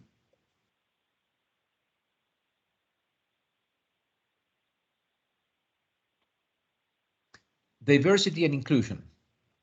So important. Some of the key clauses provide equal employment opportunities to individuals who are qualified to perform the job, period. If the people are qualified to perform the job, that's enough, regardless of all the other conditions: race, color, sex, religion, national origin, citizenship, accent, etc., etc. If people are qualified the job, that should be more than enough. But it's not just employment opportunities. The second paragraph talks about personnel management. Then we have to ensure that all the cycle, which means hiring or includes hiring, assignment to positions, promotions, transfers, is basically inclusive and doesn't discriminate people because of any of those superficial characteristics.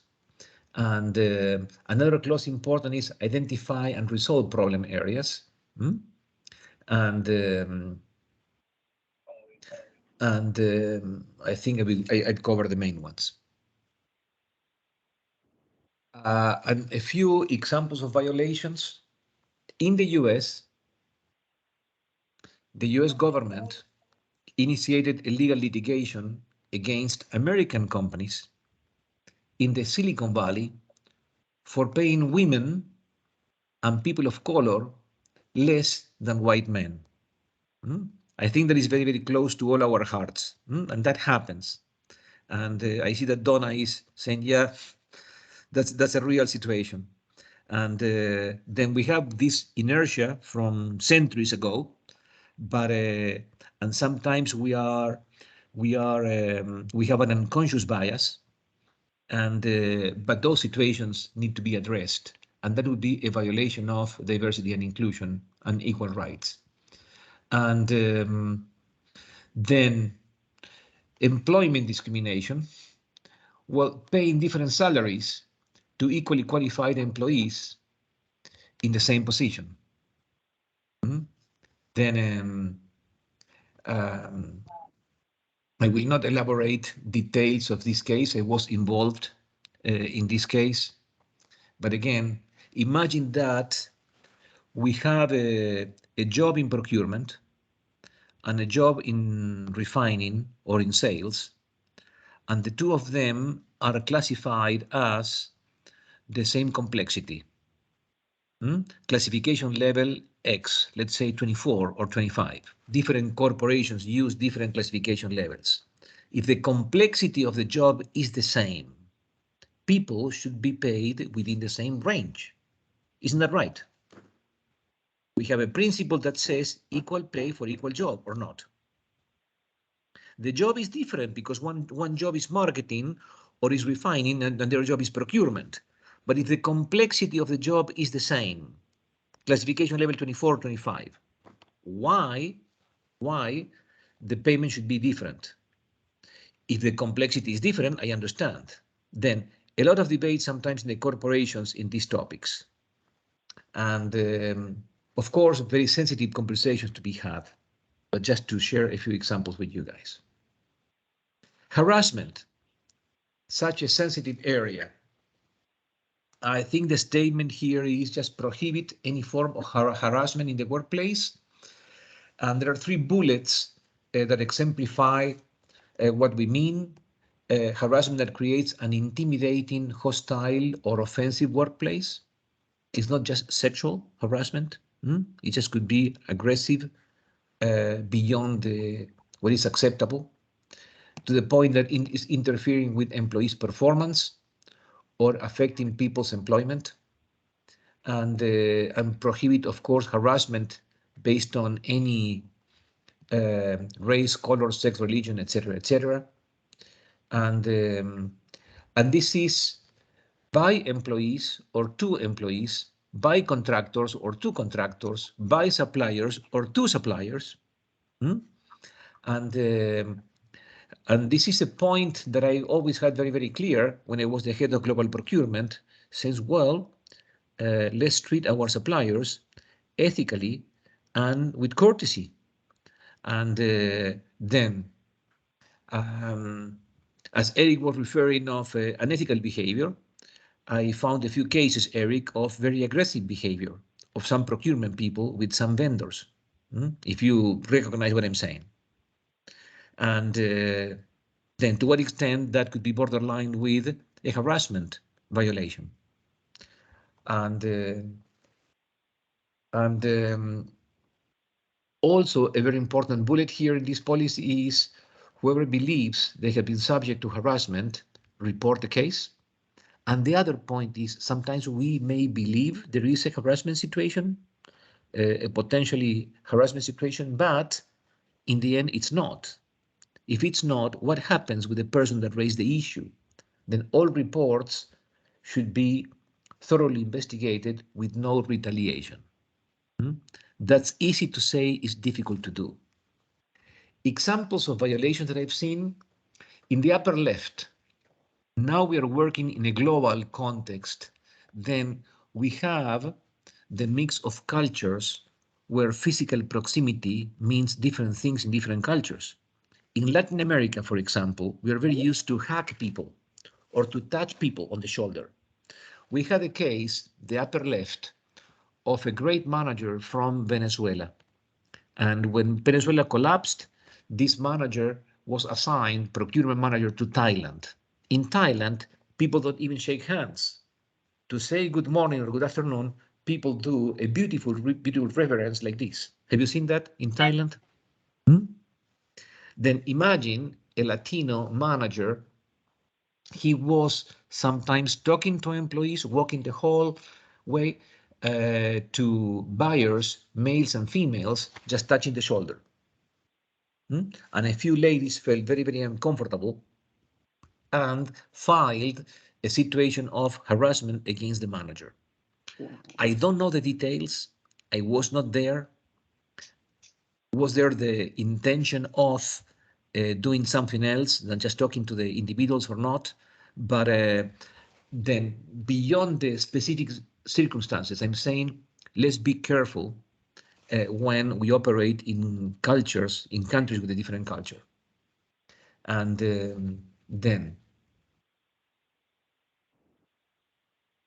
alcohol and drugs, we already covered during the HSSE discussion. That is here for completion, but I will not cover. Excuse me, Edward. Yes, sir. Yeah, before you move to alcohol and drugs, you know, on harassment in particular, and I'm sorry, it sounds like a bit of an echo, but do you think that it's possible at times a corporation like an ExxonMobil can put such stringent measures of performance on their middle management people that they feel coerced into perhaps harassing suppliers? For example, occasionally, and I'm sure you're aware of this, Exxon will demand or edict a 10% cost-cutting initiative. If you as the vendor select not to be part of that, they could suggest that they would cut your business. Is that harassing? And do you think that unintentionally some of these things creep into the way the business is done? Well, again, that's a real life case, a real life example that you're bringing, because I am aware of similar demands in the supply chain in the last 20 years. At least I remember 2 occasions in which that happened. Then you're referring to a real life case, and that's an example. In generalities, but I'm more interested in the guidance that you can provide based on your tenure. Yeah, what I will say, well, first, the conversation has to be professional, has to be respectful, it has to be ethical. Very often we will find that our key customers are having, and the industry is having, a very difficult time. And we know that our customers are losing their shirt, and many, many billions of dollars. That happens, right? Then there are 2 parties here negotiating. You know that your customer is losing their shirt. Then very often, and I've seen that internally, a vendor responds, well, we cannot go all the way through. We understand that you're going through a very difficult moment, but we offer a 5 or 6% cost reduction, not the total 10%. Then that shows intention, that shows collaboration, that shows partnership. And what I suggest is every single year, whether my objectives were to reduce my OPEX 3, 4, 5% or not, every single year I had ways of doing more with less. Part of my success in ExxonMobil was that I was always ready to, either through automation or reorganization or process redesign or process reengineering, or could be of improving interfaces. There's always ways for efficiencies. Then we try to do the same in Blue Wave, and I can explain 1 or 2 examples. Then if the market doesn't demand, doesn't increase pressure on cost reductions, you keep that as increased margin. Of course, that's fair game. You keep that as fair margin. But in case you receive pressure from some of the customers, you are ready. That's what I will advise. And also go through a negotiation. If a company asks for a 10%, and well, we all have needs. And when we talk about business strategy, we'll say that we have the obligation to generate for our company, for our companies, MBEs, superior financial results. Then we don't have to give up our margin easily, but we could negotiate and just show some level of collaboration. Of course, when the buyers talk to you about those situations, the language and the tone of the conversation should be always respectful and elegant. If they cross, yeah. And well, thank you for that feedback. You're a true gentleman, and much more of a gentleman than most that I've dealt with. So I wish everyone subscribes to that way of thinking. Yeah. But like harassment. Yeah, but I understand what you're saying, Eric. I understand. Some people, when people have power, they leverage, let me use words carefully, they leverage the position of power beyond what is reasonable. And that's part of human nature. And it's not just the whites, it's the whites, it's the blacks, it's the Hispanics, it's everybody. When people have power, sometimes we are brutal. That's a characteristic of human beings, my friend. Then that's why this discussion is so important, because of ethics, because of saying, okay, we will behave not depending on the relative power of the conversation between Eric and Dustin. No, we will behave based on our values, right? And our behavior will not change because of the power of the relationship. But again, Eric, the questions are not uncomfortable. The questions are welcome, my friend, because those questions give reality to what we are talking about here. Thank you. My pleasure. And Alcohol and drugs, we already discussed. Just one point that I will emphasize is, I think I mentioned during the HSSE discussion, I have situations of alcohol and drugs in my family. I could mention at least 2 situations of alcohol and drugs in my family. And usually dealing with an alcohol or drug addiction includes or comes with some social shame. There is not that easy that people will come through to you, Eric, or to you, Donna, or to you, Jorge, or Emeka, and say, guys, I need help. I have a drug addiction or alcohol addiction. Then it is very, very important that you work this into the culture of your corporation, such that if an employee is having an addiction, they feel comfortable to come forward and ask for help. And a good poster that you could use. I was looking for a bullet. Well, employees with alcohol and drug dependency are encouraged to seek for advice and treatment. No employee should be terminated for requesting help. Then it's important that we use those words in communications with employees for people to feel comfortable. I had examples of buyers with alcohol addiction. I had an example of, you see the tile in the upper left? I have an example of a dear friend. He was a senior buyer. He was buyer of generators. You could imagine how important that is in Houston. Each time we have a tropical storm, we needed to buy generators by tens or hundreds. And he was the right buyer. Then we became very, very good friends. Unfortunately, I was an early bird going to the office.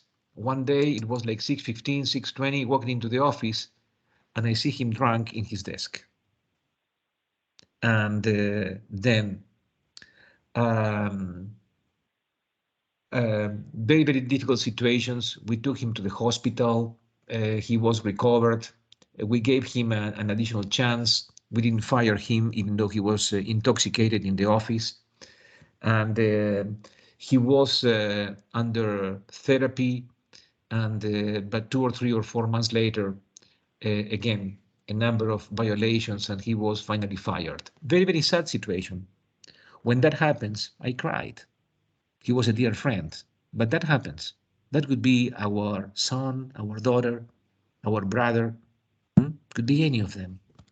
Then just a call for having those bullets in the alcohol and drug policy is not just of bureaucracy, it's defining who we are. Just trying to help people who suffer these addictions. In the case of my family, we had a very good evolution in one case and a very bad evolution in the other. I think that happens to all of us. We all can tell stories similar to this. Corporate assets, and this is the last one, and then we'll close. Corporate assets is interesting. Before going through the bullets, let me tell you what we found here. Excuse me, Eduardo. Melinda, yes. On the drug and alcohol, unfortunately for us, given our safety, what we do within the petrochemical industry, what we do for industry, there are no excuses. Agreed. If someone tests positive for drugs or alcohol, they are immediately terminated. The policy through ExxonMobil, the NABSC, those policies state that after a year of an employee's paying for and going through a drug and alcohol rehab, they can come back and we're going to wipe the slate clean pretty much. They will be tested on a regular basis from that point on. Yeah. But it's a little bit different for us, and I'm sorry to say that it has to be that way, but it does. I'm sorry. Well, if people are found to be intoxicated in the job, then the disciplinary actions could be very, very serious, including up to termination. Yeah, if they are found intoxicated in the job. What I was referring to, Melinda, is if somebody comes through and says, Melinda, I am having a problem with alcohol and I need help. They have never been intoxicated in the job, maybe during the evenings or during the weekend, but they come to you. Then we can do as managers a number of different things. First is remove him or her from a designated position. Let's say if that person was in the front line, they cannot be in the front line anymore. If they were truck drivers, they cannot be truck drivers anymore. If they were equipment operators, they cannot be equipment operators anymore. But we can help them, giving them a back office job if we have, okay? If we have it available, yes. Yeah, exactly. And putting them through rehab. They cannot refuse to go to rehab. If they come forward and we offer rehab, they have to accept going through rehab. And as you said properly, then we'll have the right to do testing, periodic testing during a period. Different companies may have different periods, could be a year or so. But at least to have that environment, that culture, such that if people have a problem, they feel confident that they could come to you and they will receive some help from the corporation. That's important, because if they don't come forward, at some point they will be intoxicated in the job, and that's the end, right? Yes, yes, but it's not just the alcohol, and we do test for drug and alcohol. Of course. Right, and we have clients that do hair follicle tests, which go back 8 months. So it's not just how they are currently, it's their history that comes out. And so unfortunately, within our industry, that's the standard. It's very, very demanding. And it's very demanding, and it's very sensitive demanding. Because you want to, we want to be sensitive to the employee as well, because Yeah, we all have, we all have certain things. So yeah, I just wanted to say that. I'm sorry. Yeah. No. Well said, Melinda. The oil and gas, the industry in itself is so safety is so sensitive for oil and gas. Whatever we do in oil and gas is so dangerous that the alcohol and drug testing has to be very, very strict. And depending on the size of the companies, if an employee comes forward, we may have a way of accommodating that person to a different job for the period, during the period of rehabilitation. And then that's important. And of course, you are right. We have tried to do things like we have a warehouse where we are, and we will hire someone to work in our warehouse rather than put them in the field. So that's a good example. But they'll right that. So, but we try, at least we try. Exactly. And and we'll have all types of stories, people who accept the help deeply, and they have the strength, the internal strength to overcome the addiction and recover, and we have a happy ending. And we have other cases in which the internal fight between the addiction and the internal strength is such that the addiction wins. And that's the moment in which we cry, because we have to separate those employees. Yes, absolutely. Yes. Thank you, sir. Then, very, very real life example. Again, it's not a paper in the wall. We are dealing with people, with lives, etc., etc. Corporate assets. Let me explain the angle for this policy. We had a case of an employee that each time we invited the employee for a meeting around 4 p.m., he or she was always busy. Okay. When that happens a number of times and becomes a pattern, then you start thinking, what is going on here, right? And sometimes the person was just in the office, was not in meeting with other people, but was not available. Then it was so curious that we asked HR, what do we do with this situation? HR started a little investigation, and what we found out was that this employee was running his or her own business from the office, from the ExxonMobil office. Using, yeah, it is amazing. Using our computers, our phones, our office, but between 4 and 5 or between 4 and 6, I don't know, he or she was running his own business. Then that's running a personal business with your corporate assets. Then that's one situation that you can address. Again, I'm thinking if that happens to us, it could happen to anybody. The other issue is using your corporate assets for inappropriate actions. What do I mean specifically? And this has to do with cybersecurity issues as well, is accessing prohibited or inappropriate sites, specifically pornographic sites. We have had people, as people have addictions with alcohol and drugs, we have had situations of people accessing pornographic sites from our corporate computer. Then technology evolved and the firewalls are such that some websites cannot be accessed. But nevertheless, we have had those types of situations, just to give some color commentary to the bullets that I'm going to read. Then some of the bullets. Key provisions: protect the assets of the organization, including tangible assets. I was referring to the computer, to the office, to the phone, and intangible assets.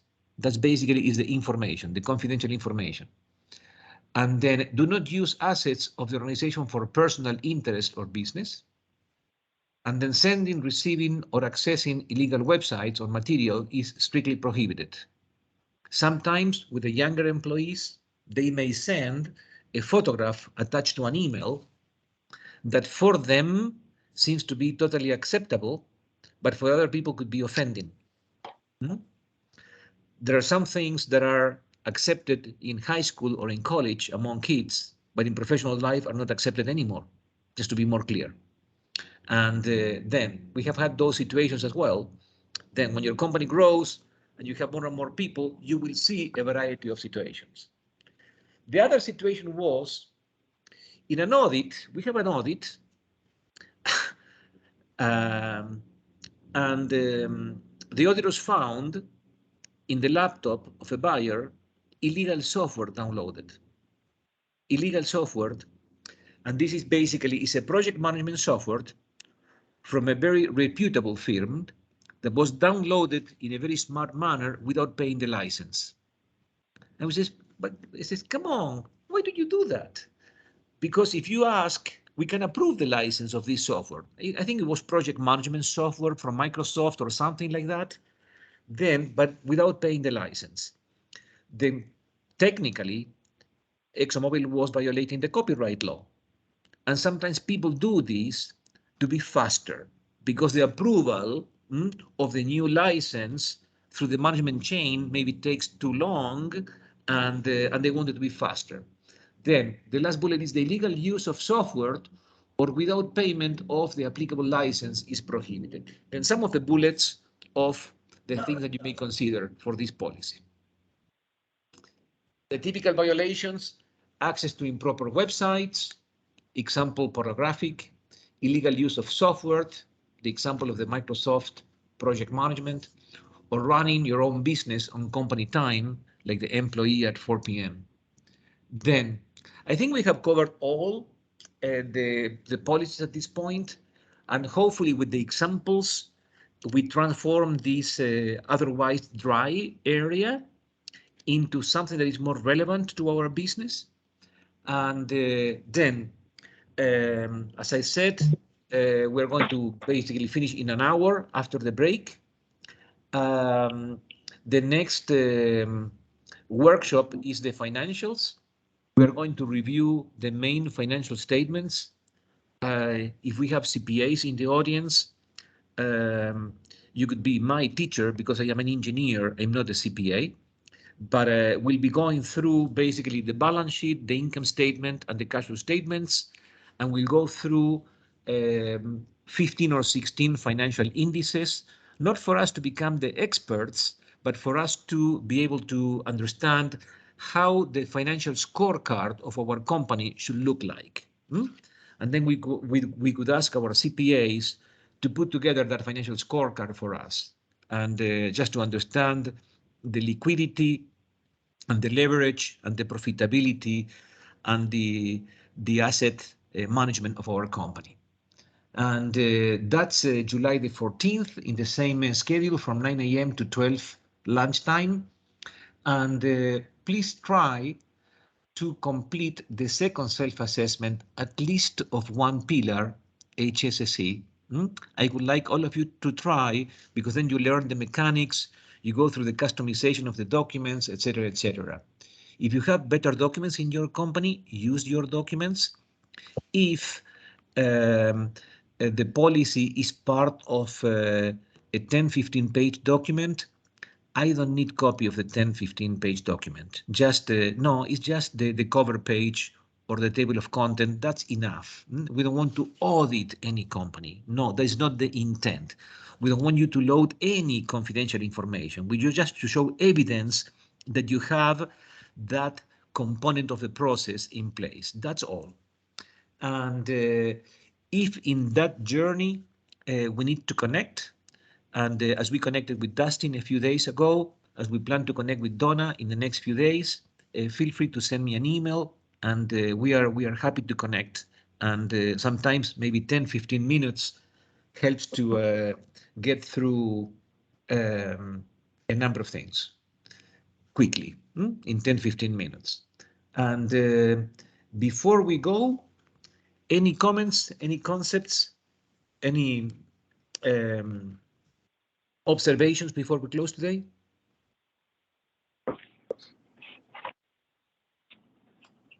I have one question, Eduardo. Yes. On the drug and policy issue, since CBD tincture and gummies are now sold, does Exxon or other companies, are they testing the CBD content in your body for drugs? Because a lot of people are using it to sleep or calm down stress, right? Or pain. Yeah, I don't know the answer to that, Donna. I don't know. Okay. To be honest. We check for THC, not CBD. Okay. Okay. THC. Okay. THC, that's the same with us as well. Yeah. So that's the issue. A lot of the CBD is actually just hemp. So, and hemp does not have any THC. So. And we still follow federal guidelines because of the state laws have been varying everywhere. We follow federal guidelines for construction, but the problem that we're now addressing is that our main office out of New Jersey, where the corporate headquarters is at, is now legal for recreational. So I honestly don't know what the current thought process is on the policy and how to adapt to that, because we have, in our situation, we have labor unions where the unions actually supply some of the workforce, so we can't regulate what they actually do. We have to adapt to that model to some degree. So there's a lot still up in the air as how to really handle that well without being in violation of the law. One of the ways that I do it, even in my training, because I'm our trainer, is that because I'm an old hippie, everybody says, don't you think marijuana should be legal? And I said, it wouldn't matter if it was legal or not. We can't use it in work. We can't have alcohol's legal, but we can't use it in work. And so that's the line. That's where it draws. So. Yeah, I think the biggest thing right now is not whether it's using at work, because if somebody's under the influence, they're under the influence. It doesn't matter if it's, drugs or alcoholic pills or anything, right?